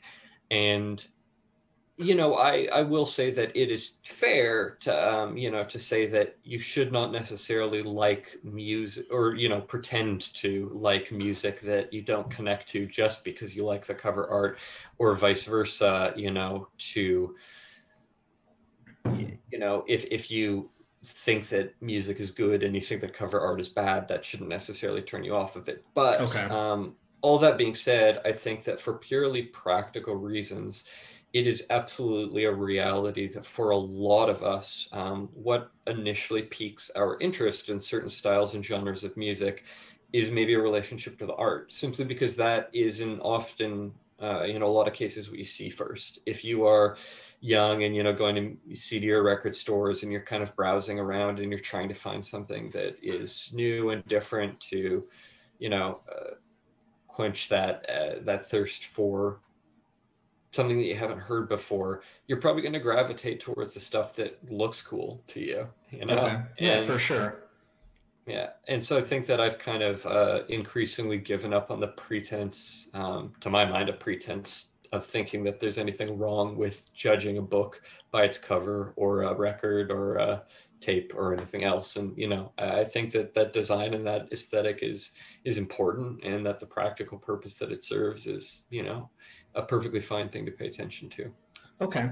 So on that episode, when you talked to Josiah, you had mentioned one of your favorite pieces that you own is a shirt with the Saccharine Trust logo, I guess, that we have here, which was the cover art from a compilation tape they released, I believe you said in the 80s. Is that correct? Yeah, it is. And it's, I absolutely love this piece of art. It is kind of their de facto logo. It is first appears as cover art on that compilation, but it does kind of crop up in the art of some of the earlier releases on the center label of a record, and also in the corner of another insert, I believe. Okay. But it always really, really stuck out to me. It's a pretty striking image, I think, both from a purely visual perspective. I think that it is, like on a gut level, it's viscerally striking. But I also think that on a level of symbolism, if you want to kind of get more head-ass about it, there is a lot to dig into in terms of the visual symbolism that's being played with here. Yeah. So I agree, there's a lot of visual symbolism, and for our listeners, it's like a snake kind of wrapped around a cross is, I guess, the best way I can describe it. It's like in the shape of an S, and we'll have like a link to this art on our Twitter feed for anyone who's interested. And so, like you said, a lot of visual symbolism, but looking at this logo, what can it tell you about, if you were me, who had never heard this band before I listened to that episode, and I look at this and I think, okay, that's an interesting logo, but I also I have what my wife describes as an Everybody Loves Raymond aesthetic, so it's not necessarily my wheelhouse. So for someone who you might have, that's harsh. It is, but it's true. I mean, she's not wrong. So when you see this, what is this supposed to tell a newcomer about this music? What kind of conclusions can we draw from the music if all we see is this cover? Sure, absolutely. So, I mean, the first thing, and I mean, this is kind of a combination of visual clue and informed context clue, I guess. But the first thing that jumps out to me is this is a piece of art by Raymond Pettibone, and I guess I will include that because even though that might be considered additional or secondary knowledge, because Raymond Pettibone was especially at this time, and still is, I think, one of the foremost artists for a lot of early hardcore punk, especially, and for a lot of music making the transition to kind of quote unquote alternative and college rock towards the mid and late 80s. I think that at the time that this came out, it would have been immediately recognizable to anyone into that kind of music that it was art by him. So that is the first piece of information. The fact that it is done by this prominent artist, and especially a guy who was essentially the like the house artist for SST Records, who put out some Saccharine Trust stuff. Okay. That already is going to tell you some stuff in terms of being the same label that like Black Flag and Minutemen are. Any relationship to that world automatically says to me a few things in terms of having these deep connections to the roots of hardcore punk in the United States, but also being a label that was very uncompromisingly expressive of this DIY ethic, but also really uncompromising in their inclination to kind of release whatever they felt was, exciting and pushing the boundaries of stuff. I mean, It's always been fascinating to me that despite being maybe the archetypal punk record label, especially for that era, that a lot of what SST released is not what people would strictly consider punk music. Okay. And so all of that kind of comes along with looking at it and seeing, oh, this is a Raymond Pettibon piece.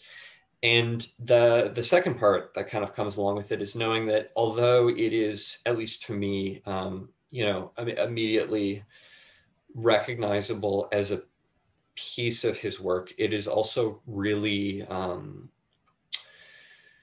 content-wise very distinct from what he normally does. Like stylistically, it's within his wheelhouse. The technique is recognizably his, but the use of the symbolism here is very different. He tends to do a lot of black and white scenes that mostly center around human beings, either an individual and, showcasing their thoughts in a speech bubble, or, multiple human beings interacting. But the fact that this image has not just no human beings in it, but just an animal and a religious symbol, and no words, because that's another really big thing. A lot of people who are familiar with his art, even if they're not super familiar with him as an artist, but they've maybe seen some Black Flag album covers, or Sonic Youth's Goo album cover was him as well, probably will recognize that a lot of his art has quite a lot of text in it. So this one is pretty startlingly different in that respect.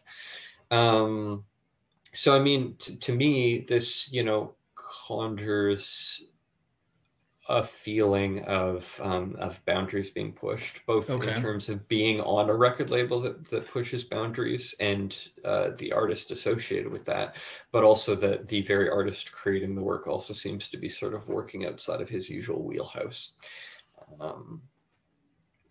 All of which maybe points towards something a little bit different, a little bit more out there.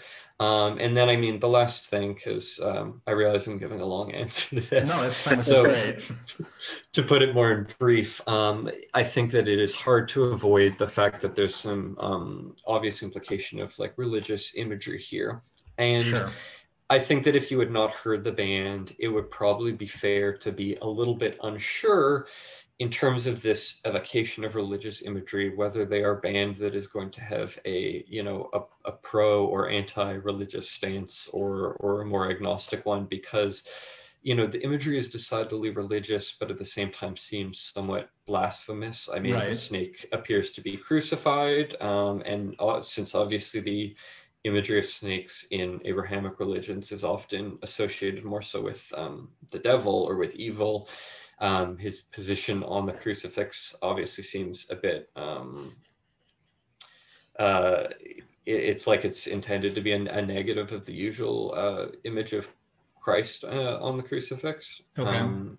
And, I would say that if that were one's first inclination to look at it and be kind of unsure where they're going to fall, because the imagery seems sort of anti-religious, but also like deeply steeped in religious symbolism in a way that speaks maybe to knowledge or intimate relationship with religion, it maybe presents a confusing image. And truth be told, I think that is also true of the band themselves. I still, despite a lot of research, don't know whether the members are people who personally identify as being religious, but they certainly seem to express a kind of fraught back and forth relationship with religious ideas in their music. So.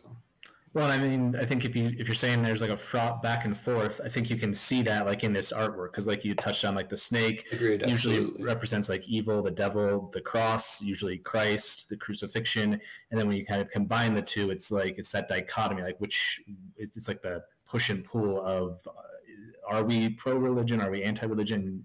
Like you said, There's not a clear answer looking at this artwork. Especially because it's not even just a simple blasphemy in the sense of a reversal of imagery or roles, but that particularly because the snake is crucified, and we think of that as a position of, it's intended to be an empathetic position, that we are witnessing the suffering of something in a way that, it demonstrates a sacrifice on its part. So like, if you are someone who is interested in and studies religious symbolism, which I am, that's a part of my historical study. Like I'm very interested in symbolism of world religions and how that constitutes a major part of study of historical primary sources. Okay. And so like from that perspective, this is an image that really has, to me, like a lot to dig into. Like the well just goes deeper and deeper. Sure. Yeah, definitely. Okay. No, that's a very like well thought out answer, and that I think that gives us a baseline of how maybe you view like the aesthetic of things in general. So that takes us to where we've got some cover art from 10 records released by Drive-Thru Records. Yes. And I've sent you these ahead of time, and it sounds like you've taken some notes. So let's just kind of start to dig in. The first thing we have here is, and just to clarify and explain to everyone, I've sent you these for your feedback or your analysis on what the aesthetic is trying to convey and what you think the music may sound like based on all of this analysis. And then we're going to listen to parts of one of the songs from these records and see if it kind of matches what you expected. Right, because of course these are all, I have not heard any of these albums. Because you're far too cool for this label and these types of bands. So. I think on the contrary, I mean, I think it's a label that I think I definitely have always known the name of and been familiar with, and certainly even like the names of a lot of bands on this label I'm quite familiar with. But I think that it's something that I've always known existed in a world like just slightly adjacent to the stuff that I grew up being into. Sure. And so I don't know, it's a weird mixture of unfamiliarity and familiarity. Okay. Even just looking at some of these covers and being like, I feel like I've definitely seen this record or CD before, but like I've never heard any of it. So. Gotcha. Okay. So the first one we got here is by a band called Socratic. The album is called Lunch for the Sky. And I mean, it appears to be some little cartoon people. They remind me of like Lego people almost. And there's like absolutely. There's a whole crowd of them giving each other COVID if this is 2020. And they're underneath, an illustrated sky with some clouds. So Marsden, what do you see when you look at this, and what context clues do you pick up on, I guess? Gotcha. So the first thing, it's funny that you said that they look like Lego people too, because actually the first thing that jumped out at me, both in the sense of all these little kind of cartoonish looking people, but also the overall design of the album cover, was that for some reason it reminded me of, is it Diary by Sunny Day Real Estate? I always forget if that's the name of the album, but the one with the little people toys on the cover. Yeah, okay. Exactly. For some reason, it really, really reminded me of that. And I mean, especially, same first letter of the band name. And granted, the Sunny Day Real Estate one is much more of a closed in, maybe more sparse scene. It looks very up close, and they're quite obviously supposed to be the little people toys. Like they are not just people done in a cartoonish style, but a drawing of a real life object that looks like a cartoon. Okay. But despite obviously being a different subject matter, like I'm assuming that this crowd of people are not supposed to be toys, but just a crowd of people. I'd say so. taps into the same sort of aesthetic for me, and it's interesting that you obviously picked up on that too, and that like they do kind of have that, I don't know, there is a toy people sense to them. I don't know if that's just the shape of them or the repetitiveness that, you know, it's a great number of them who all look very similar. But yeah, yeah, that's so that, I mean, that was the first thing that jumped out to me, and then after that, I mean, the the name Socratic, I wasn't entirely sure what to make of. Okay. I mean, obviously the you know, I mean, I realize, you know, what the word means, of course. Right, sure. But in terms of the relationship of this album to Socrates, I mean, I cannot really, I mean, who can say, maybe I'm going to hear it and I'll find that there is a lot of evidence of classical philosophy in their music, but I will go out on a limb and say that I kind of assumed that, like a lot of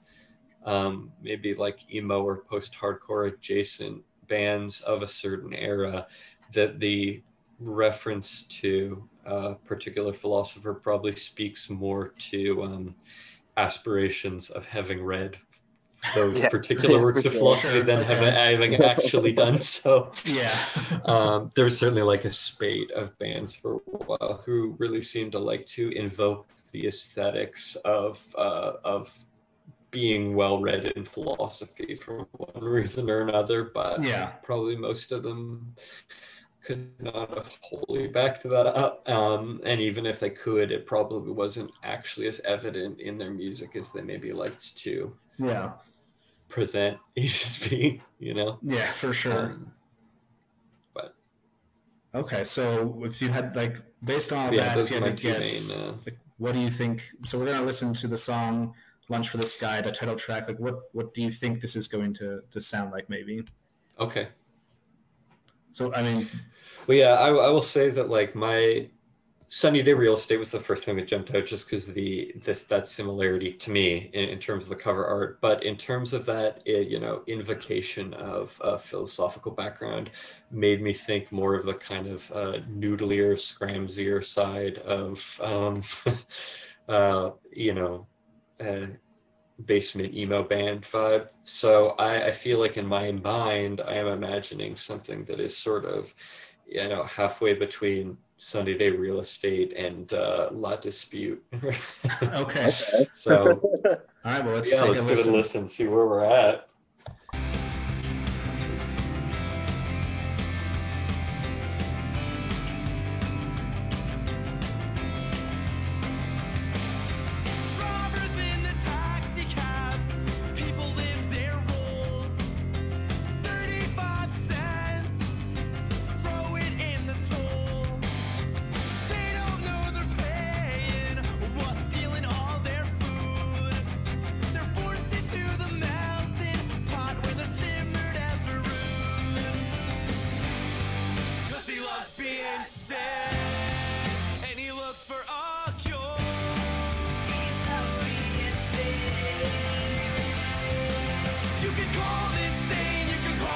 Street vocal part like this.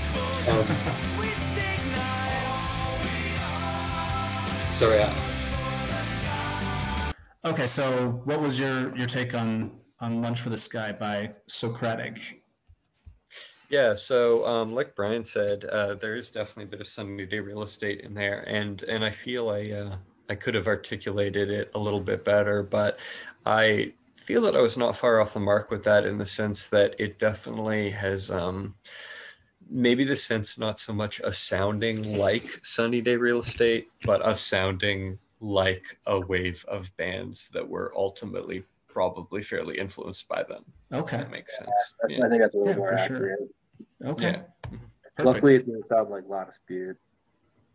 Yeah. That would have been bad. Yeah, no, it did not. Definitely, I think the first guess was a little bit more on the mark. Okay. All right, nice. So the next one we have here is the album We Can Breathe Under Alcohol by the band N Angle. So Marsden, what are your first thoughts upon seeing this one? This one, for some reason, really made me think of a certain era of like CanCon, power pop, indie band sort of vibes. I was going to say, like power pop, yeah. Absolutely. If somebody told me that this was a New Pornographers album, I would be like, yeah, okay, yeah, fair enough. You know, like it definitely has a sort of I don't know, chipper sort of energy to it in that respect.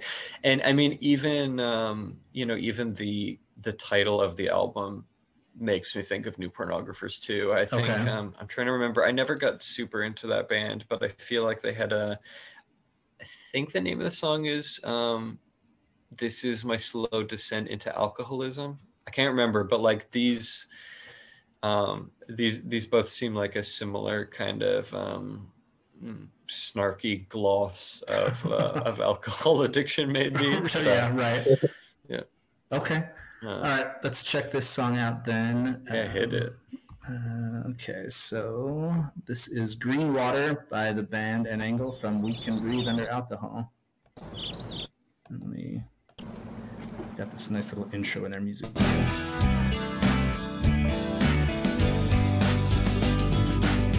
The music career is killing. Oh yeah, this. I think you nailed it. Yeah, this sounds exactly like what it looks like. Absolutely. I mean, let the current carry us. Yeah, 100%. And glass by glass, the vocals sound kind of like Connor Oberst. Yeah. Oh yeah. Like almost like Wilco too. Oh sure, yeah, absolutely. I can see Wilco too. So I'd say you nailed that one. Like you were pretty much spot on picking up all those vibes. Yeah, to my earlier thesis about the importance of cover art, I would say that if I was a teenager picking out records or CDs at the store and I was trying to grab the one that looked cool to me, yeah. If this was the one that jumped out at me and I bought it, I would be very satisfied with getting home and being like, I got exactly what I paid for this art. Like this looks exactly like what I chose. So I remember, because like when I got into like back in 05 or 06, I started collecting all the drive-through ones. And so like, I was a kid in college, so I couldn't buy all the ones I wanted at once, but I would go online and I'd look at the different cover arts, or I'd see them in Best Buy or whatever. I remember looking at this and like, oh yeah, that's the next one I want because I think that one's going to be cool. But I can't. I don't know why I think that. Right? I just see that. I'm like, yeah, I think this one's going to be cool because I like this cover. It just feels right for whatever reason. And I found that, you know, again, people want to be critical of that outlook, but I have so often found it to be the case that, you know, the records is that had art that jumped out at me the most are the ones that I ended up like sticking with and enjoying the most. And for sure, you know, I think there's a validity to that, even just from the perspective that maybe the significance of art standing out to us is that it suggests a similarity of touchstones, in that like maybe that band has a level of common interest or aesthetic taste to you that will speak to the music they make as well as the visual art that they employ. For sure. Okay. All right. So I'm getting this now. You're really good at this is basically what I'm learning. Like, and okay. All right. So moving on to the next one. Next we have a band called the RX Bandits, and this is an album called The Resignation. So kind of going along with what I said before, the last one we looked at, An Angle, and even the first one, Socratic, were both covers that I saw in the stores. And I was like, yeah, I'm going to love this record. This is like, I know this is what I want to listen to, despite the fact that I'm pretty sure I hadn't heard either band before I picked up the albums.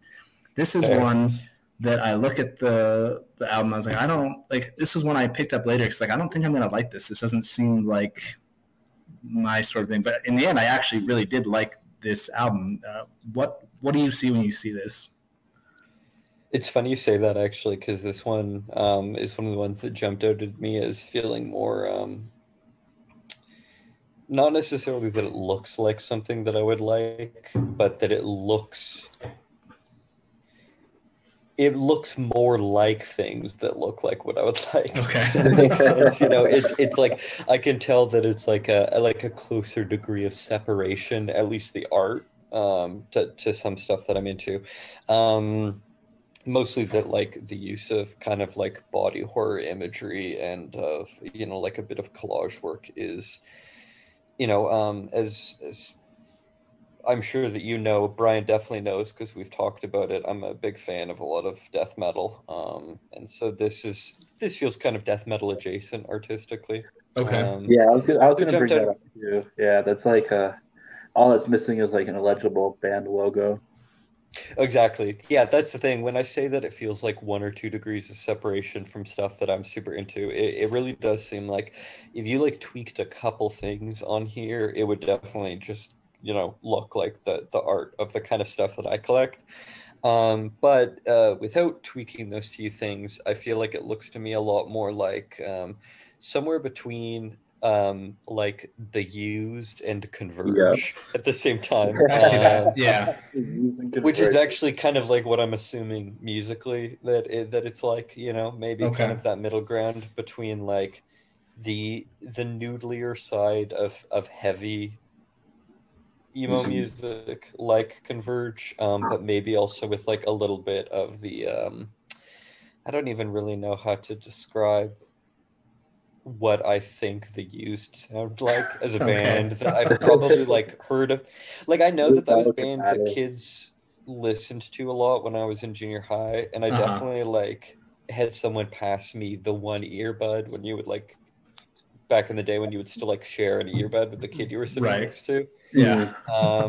And I definitely remember hearing them and being like, yeah, this sounds kind of like stuff that I like. Okay. Which is what I imagine this is going to sound like also. All right, let's take a look. This is the song Decrescendo from The Resignation.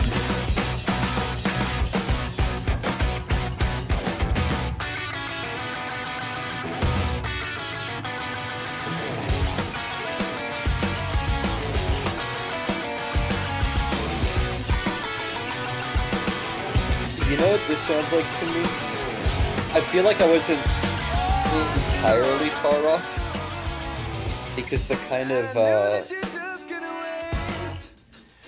staccato instrumentation at the beginning is a bit of that kind of like white belt converginess, and this definitely feels like a little very like this not so much in the sense that it sounds like Converge in the sense that you could mistake them, but that like it sounds like a band that could theoretically have been like the opener for them at a community hall show. Okay. But what it really sounds like to me though is did you ever play that game Burnout, the like car racing game? Probably, I could play everything with the Burnout soundtrack. Yeah, it really sounds like Burnout soundtrack. It definitely has that vibe. Do the horns surprise you? Is it surprising that it's a ska band essentially? I mean, at this point they were definitely more of a heavier rock band, but they still had horns. I will definitely say that threw me for a bit of a loop because when I think even just now when I said that it felt like it had a bit of that like white belt, I apologize for the term, but like spazcore kind of sound. Really, I meant that just in regards to the intro, because as soon as the horns and vocals kicked in, it definitely felt like it went in a very different direction than that. I mean, the vocals still had a bit of that white beltiness to them, like the clean white belt singer, but the horns are unanticipated. Okay. Yeah. Okay. Yeah. All right. You know what band really sounds like the Burnout soundtrack though? Is Pup. Pup? That Canadian band, yeah. Absolutely. Yeah. Yeah, I could definitely see like smashing a car to that song fading into a Pup song. Yeah. Yeah. Everyone thinks I'm crazy for that, but like because I said it in in a pejorative way.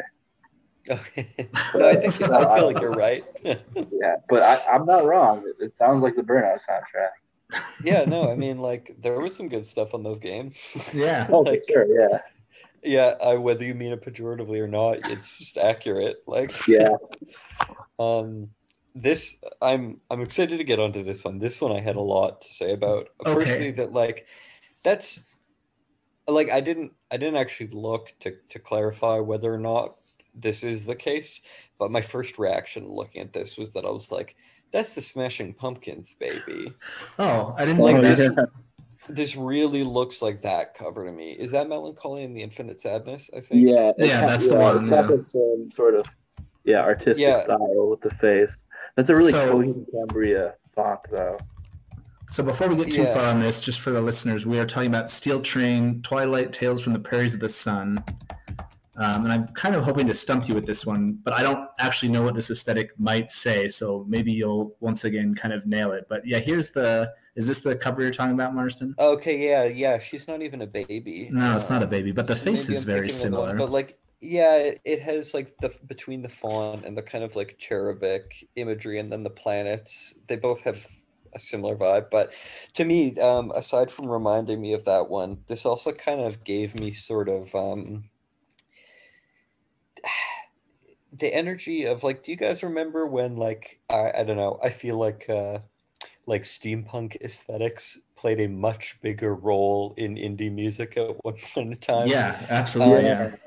I feel like everyone has like retconned the fact that everyone liked that aesthetic at one point in time, and everyone likes to like just shit on steampunk stuff. But like there was a solid time where like Neutral Milk Hotel, Arcade Fire, all of those bands had an aesthetic that was like really not even a full step away from steampunk.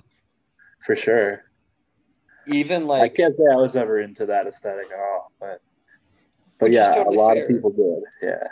Well, yeah, especially because like a lot of people who like probably were not into steampunk in the sense of like being someone who modifies a keyboard to have gears on it, but like they still were putting out records that had like, you know, like a dirigible on the cover or like an astrolabe or something. And like this, to me, that especially combined with like the name Steel Train, it has a very like there is some steam power happening in these aesthetics for sure. Yeah. What do you make of, because to me the one on the right with the heart, and I think this, I don't know if this was the back cover. This is obviously from a poster, but this artwork, I was going to ask, yeah. It appeared somewhere on the cover, like either the inside cover or the liner notes, but maybe the back cover. But to me, this seems much like markedly different than the cover with the baby face sun thing. Like, yeah, I mean, honestly, to me, the content is much different, but I feel like it fits into the same kind of like artistic wheelhouse of like a combination of steampunk aesthetics and like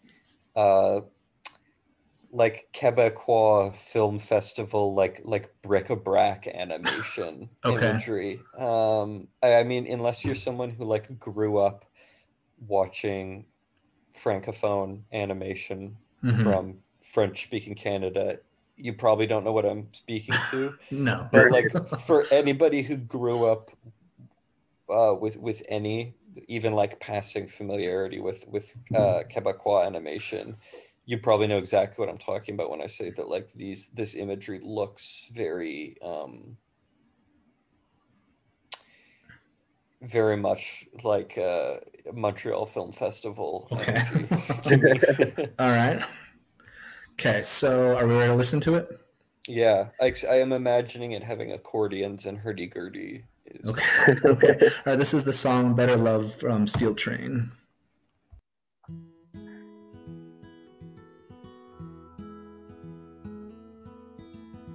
Yeah, so far this sounds like Steel Train. Will you wake the love that sleeps inside? Dream that she had never died. Wipe that tear, but you don't know why. For your pretty bird, you're just not for me. And better love I do not see. I feel like I correctly picked up on the aesthetic clues here, but ultimately came to the wrong conclusion based on those clues. Okay. I imagined it sounding a little bit more like jaunty or pirate shanty-ish, and having a little bit more like like accordion sea shanty kind of energy. But Gogo Bordello vibe. Yeah, like I imagined a little bit of that, but I would still say that like ultimately the fact that these aesthetic cues that I identified point towards this is like I don't think differently about the way that I assessed this aesthetic, if that makes sense. Okay. Because I think that music still like fits the Francophone Film Festival vibe. Yeah, you're correcting the assessment of the cover for sure. But yeah, that wasn't what I thought it would sound like either. Okay. No, I'm a little bit surprised. Yeah. I thought I might get you with that one. Okay. All right. So next we have the band Halifax. This is their, I believe, 2006 release, The Inevitability of a Strange World. This one also is like very CanCon-ish to me in a way that is kind of hard for me to fully put my thumb on. Okay. And I realize that, especially because I'm talking to two inhabitants of the United States, that you probably cannot help me with that. Right. But there is even aside from the fact that the name is of a Canadian city, there is something very Canadian about this art to me. And also there's definitely a kind of like a fringe festival sort of energy going on here. And also it is very, I think more so even than either of those 2 points, this one really looks very like Board Game Cafe to me. Okay, I can see that. Like, I think that if you replaced this text, if you did this same image in chalkboard paint and replaced the text with like menu items, I would be like, yeah, you know. Okay, I can see that for sure. That's a really good point. That's a new aesthetic for me. Board Game Cafe. I haven't heard that one before, but I like it. When the pandemic's over, look in the window, or I mean, even, you know, if it's nighttime, gaze in the window of a Board Game Cafe, and you're gonna be like, oh yeah, that album. It's fun a lot. Right. Yeah. I mean, what do you make of? So on the back here, we have like a black skull, and then on the actual CD, we have a skull. I feel like this. What is this? Does the skull tell us anything about like the aesthetic or possibly the music? I think maybe I think it does, but maybe in the sense of telling us that they want to communicate something about the music that I suspect will not be true, being that, you know, skulls and images of death generally often communicate a sort of gravity or darkness that I have a strong inclination to believe that this music lacks. Okay. But that the people making it are probably convinced that it has every measure of that like grim, serious darkness about it. Okay. That I do not believe will be the case. Okay. All right, so what do you think will be the case when we go to play this one? Post-hardcore that the band thinks is heavy, but which is not heavy. Okay. All right, so this is Nightmare by Halifax. Yeah, so far. Yeah, I mean, I can imagine they think this is like the hardest song they could possibly write or something like. Okay, yeah. I feel very good about that. Yeah, I think you nailed it. Yeah. I will add to it though that these riffs sound to me very the riffs are very like Japanese video game metal to me. There's like a very specific style of like crunchy metal inspired riffing that I very specifically associate with like Devil May Cry or you know, games like that. That is like I'm really picking up from this. Yeah. No, again, I think you nailed it. I especially enjoyed when you like flat out said it's like the whole idea is they think this is like a really heavy, rocky song, and it's like no. And like when this came out, I was like 19. I was like, yeah, this is so heavy or whatever, because this is not like I don't come from a world where anything heavier than this is something I would listen to. But when I listened to this back the other day, I was like, oh my god, this is such like a little lightweight song. Like this is. It's like it's nothing essentially. Like, but that's like a 100% real and legitimate thing though. Like there's definitely stuff that I've listened to that I remember hearing it for the first time and thinking that it was like crushingly heavy and gruesome sounding to the degree that it was like uncomfortable to listen to, and that I was like, oh, I don't like how this makes me feel. And I listen to it now and I'm like, why did I ever think that? Right, exactly. Yeah, that's basically because I didn't like this album I liked a few of the songs, but I remember thinking like, oh, that's too heavy for me, and now I'm listening like, what the fuck? Like, this is not heavy at all. Like, no, it's really not. Okay, all right. The next one. This is if everything goes according to plan. This is the album that we talked about on the main episode here. This is by a band called HelloGoodbye, Zombies, Aliens, Vampires, Dinosaurs. And just to give you a little bit more context, the reason this cover is mainly just like a sketch is the idea was you were supposed to take out the liner notes and color it yourself. Oh, all right. Cool. That is charming. And it's a very 2005 move, too.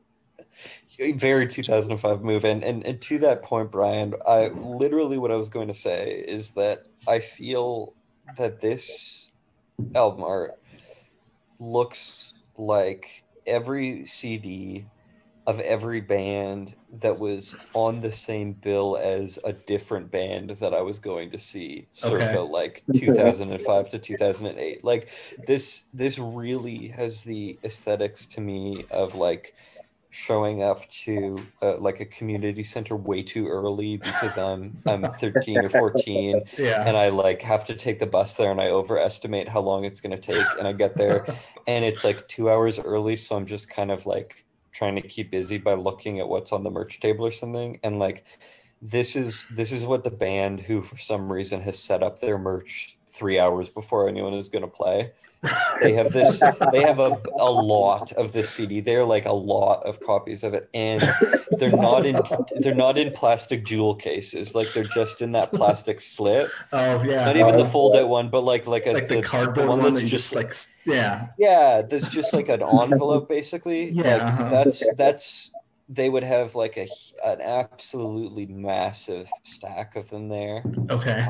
And they don't sell any of them that night. It's like, to me, that's the aesthetic of this. The name, especially the like zombies, aliens, vampires, dinosaurs, is very, because I mean, that also is like the name of every band that you stood outside during that was opening for the band you wanted to see in that era. It was like, you know, like Rainbow Unicorn Spaz, like it's you like robot shark fight kind of energy. Okay.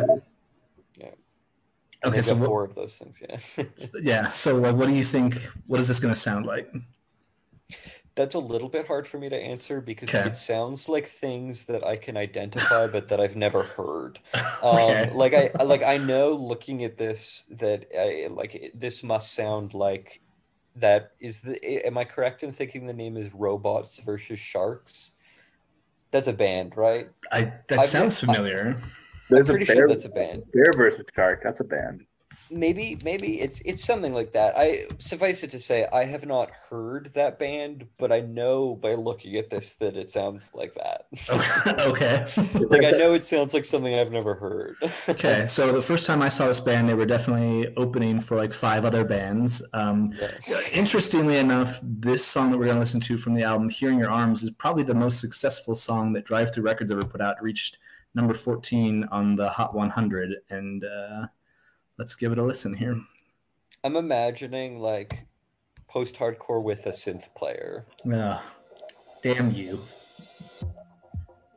I like where we are when we drive in your car. I like where we are. Assuming that a heavy part's about to kick in. At the chorus, I mean, I wouldn't call any of it heavy, but it gets opens up. A heavy part in air quotes. Right. Yeah. This, I mean, like, assuming that happens, this is definitely like. Let's see if I can get. But I was imagining the bands that I've never heard to sound like, like I want to hear that. I want to hear the quote unquote heavy part.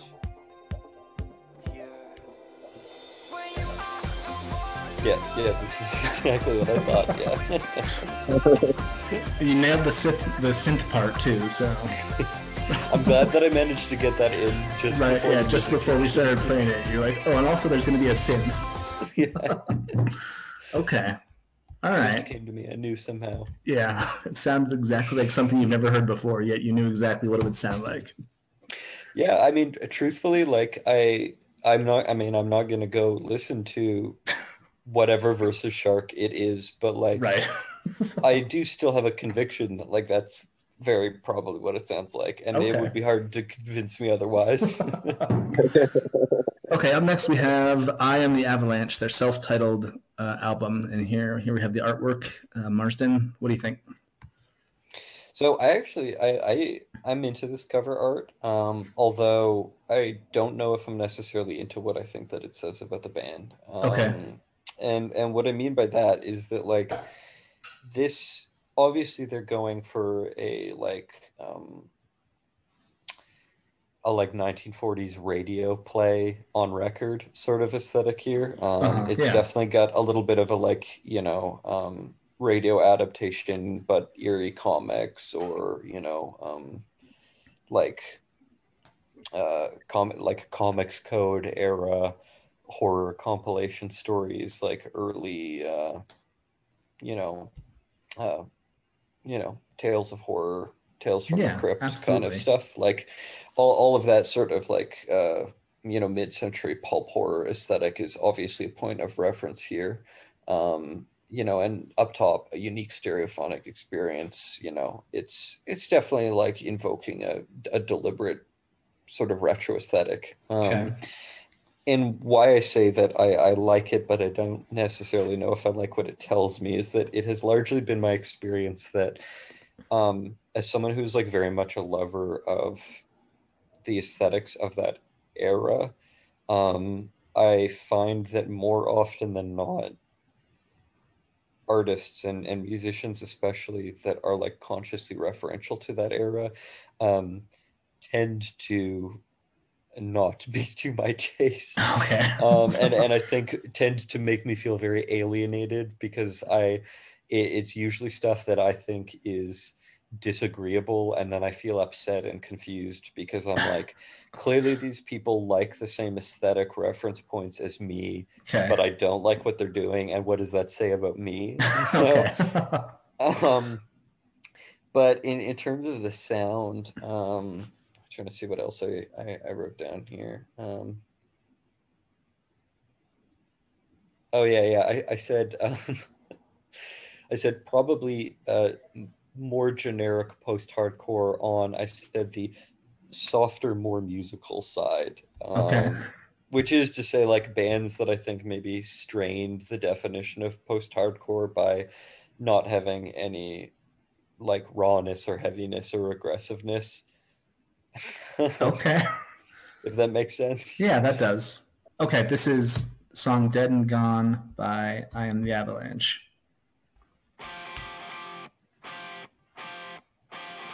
This guitar tone is exactly what I imagined.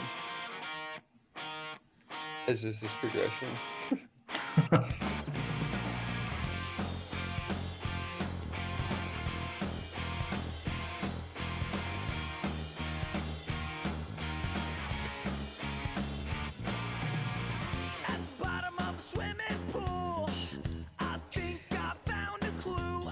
I didn't want to jump the gun before the vocals came in by saying that I actually like this more than I thought that I was going to. But I like this more than I thought that I was going to. Okay, good. This to me sounds very much just like the same. And I guess I wouldn't necessarily say that my assessment was wrong, but this very much sounds to me just like the same like school of the eventual development of post-hardcore that gave birth to like No Means No and Pump Snakes and that kind of stuff, you know, which is all like a style of music that is closely adjacent to stuff that I'm into, and I think is stuff that I would not necessarily buy or listen to if I was at home, but that like if I was somewhere and the band was playing, I would stick around to listen to it, and you know, and I would have a good time. I feel like this is just the kind of music that it sounds like they heard the Minutemen, who are a band that I love, and took a took a completely different thing out of the Minutemen than is what I like about the Minutemen, but that doesn't necessarily mean that I don't like what they made, you know? Okay. Like, yeah. if I were making a Minutemen influenced band, I would be branching in a completely different direction, but I still like see and appreciate where they're going and where they came from, and I can vibe with that. Gotcha. Nice. Yeah, I pleasant surprise on that good. one. All right, next up we have the early November, their album The Room's Too Cold. And yeah, what do you think about this one?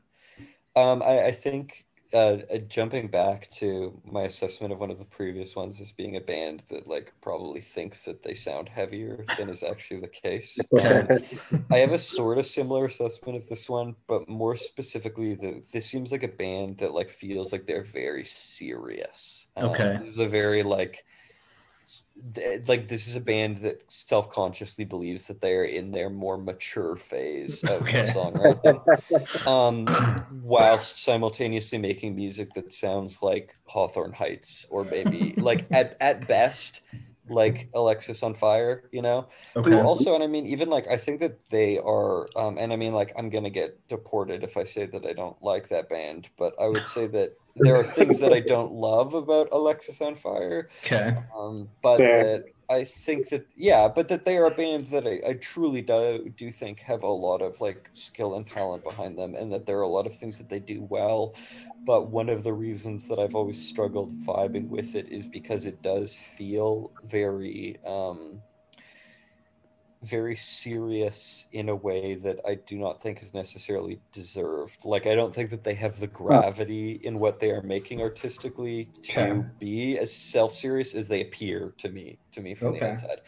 And I definitely get the vibe from this, the kind of like seedy motel room, or, kind of rundown 1970s home decor sort of aesthetic, and the shadowy girl figure standing in front of the mirror. Like, I get that it's supposed to look very introspective, and, like, this is punk music that's about, like getting into your mind, But yeah, I feel like it's gonna sound like Hawthorne Heights to me, like cut my wrist and black my eyes sound. Okay, this is something that produces results by the early November. The name also having a month in your name. Yeah. Yeah. Yeah, you were right on the money with this song. Yes. Yeah. I mean, as someone my age, although I've never listened to this band, I've listened to this band. You know what I mean? Yeah. I definitely, like, right around the era that I was... Yeah, exactly. Like, right around the era that I was really starting to get into music was definitely sort of the height of, like, bands with the name of a month in their name era. And yeah, that's what all of that sounded like. This is what they all sounded like. Okay, next up we got Homegrown Kings of Pop. This band looks like they have a member who's been canceled. I don't know whether or not that is the case. I would not be surprised. I don't know for sure, but I bet they have. But that's what really sticks out to me. I mean, the grills, obviously, but like something about this definitely smacks of like a band who maybe like make jokes relating to like hip hop that they don't realize are as problematic as they are. Yeah, fair enough. But I feel like musically, I imagine it just sounding like either the like kind of brand new school of things, or maybe more so the like Fountains of Wayne or Weezery school of things. Okay. But I don't know. It definitely sounds like a band who, if they don't have a member who's actively canceled, people are having a discourse about how their lyrics seem a lot more misogynistic in 2020 than when they got into them. Okay. All right. This is Kiss Me, Diss Me by Homegrown. Even that title I feel like is problematic. Name. Yes. Very.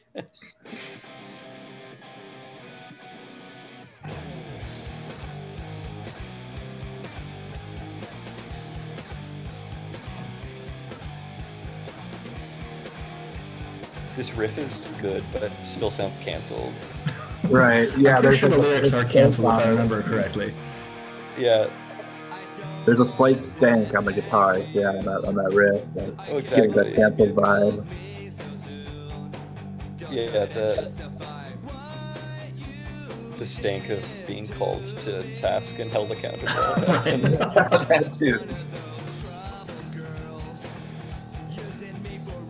So he says that you're just one of those troubled girls, using me for everything but love.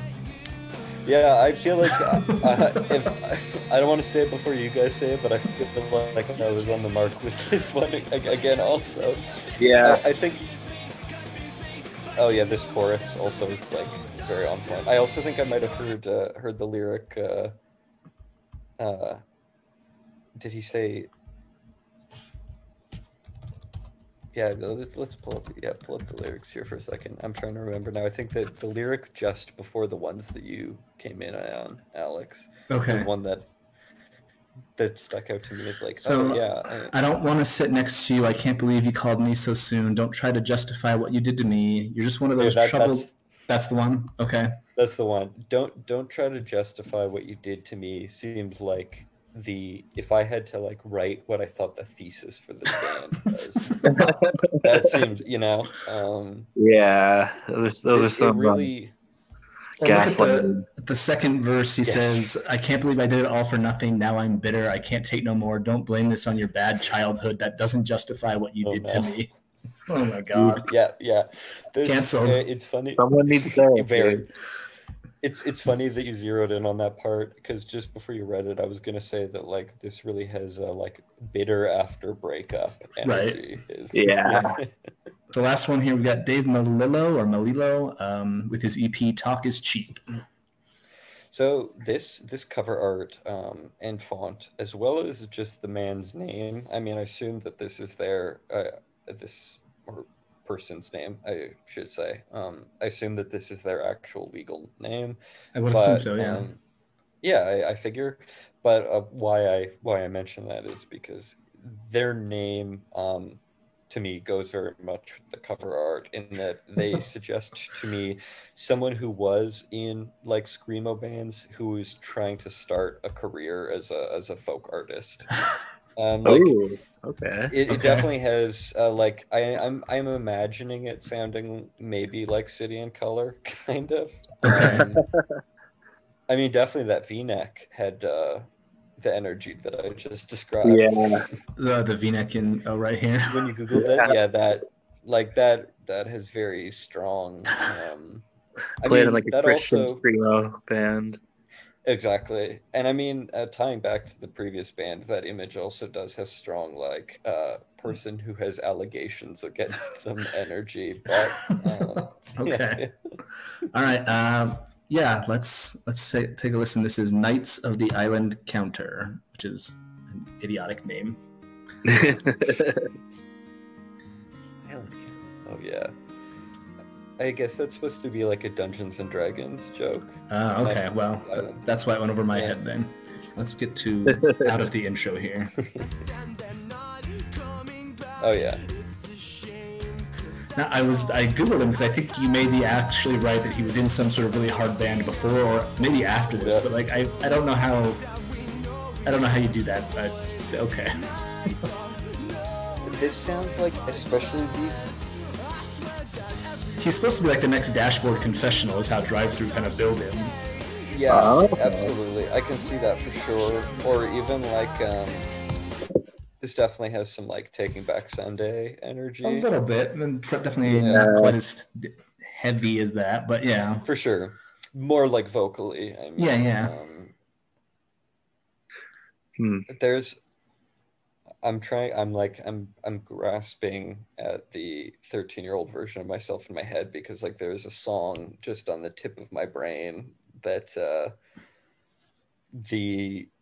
really, really reminded me of, and I'm just trying to like coax it out of my brain, but I can't quite. But I mean, maybe that says it all. That like, it sounds forgettable. Like a well, it sounds like a half forgotten musical memory from when I was 13. Okay. Nice. Okay, well, I think overall what this taught me is that I know nothing about aesthetic. I also taught me that I'm a huge poser because I didn't recognize at least half the bands you mentioned in your analyses of these things. We're just coming from different worlds. It's right. Okay. So before we wrap this up, thank you for your thoughtful responses. This was a lot of fun. If you're into non-thoughtful responses and being urged to suck on caterpillars' dicks, please follow him at Live on Marfin on Twitter. Marsden, is there anything else that you want to plug or anything else you want to shout out here at the end? No, I think that just about covers it. I mean, you've encapsulated my Twitter vibe perfectly. I do believe that's maybe what I got banned for originally, but I'm still staying strong, keeping on brand. Absolutely. Still posting find me at Live on Marfin. Okay. Yes. Yeah, I'll be posting some more soon, I'm sure. Perfect. Well, thank you both guys for having me. It's great to actually be able to chat with you properly for real. Absolutely. Especially after chatting with you guys at length, separately online for a long time. It's great to actually I've seen what you guys look like, but to properly put a face to the names, and what's the names, it's great. So thank you very much for having me on. This is a lot of fun. And absolutely, thank you so much for being here. Yeah. Hey, of course, yeah. I'm anytime.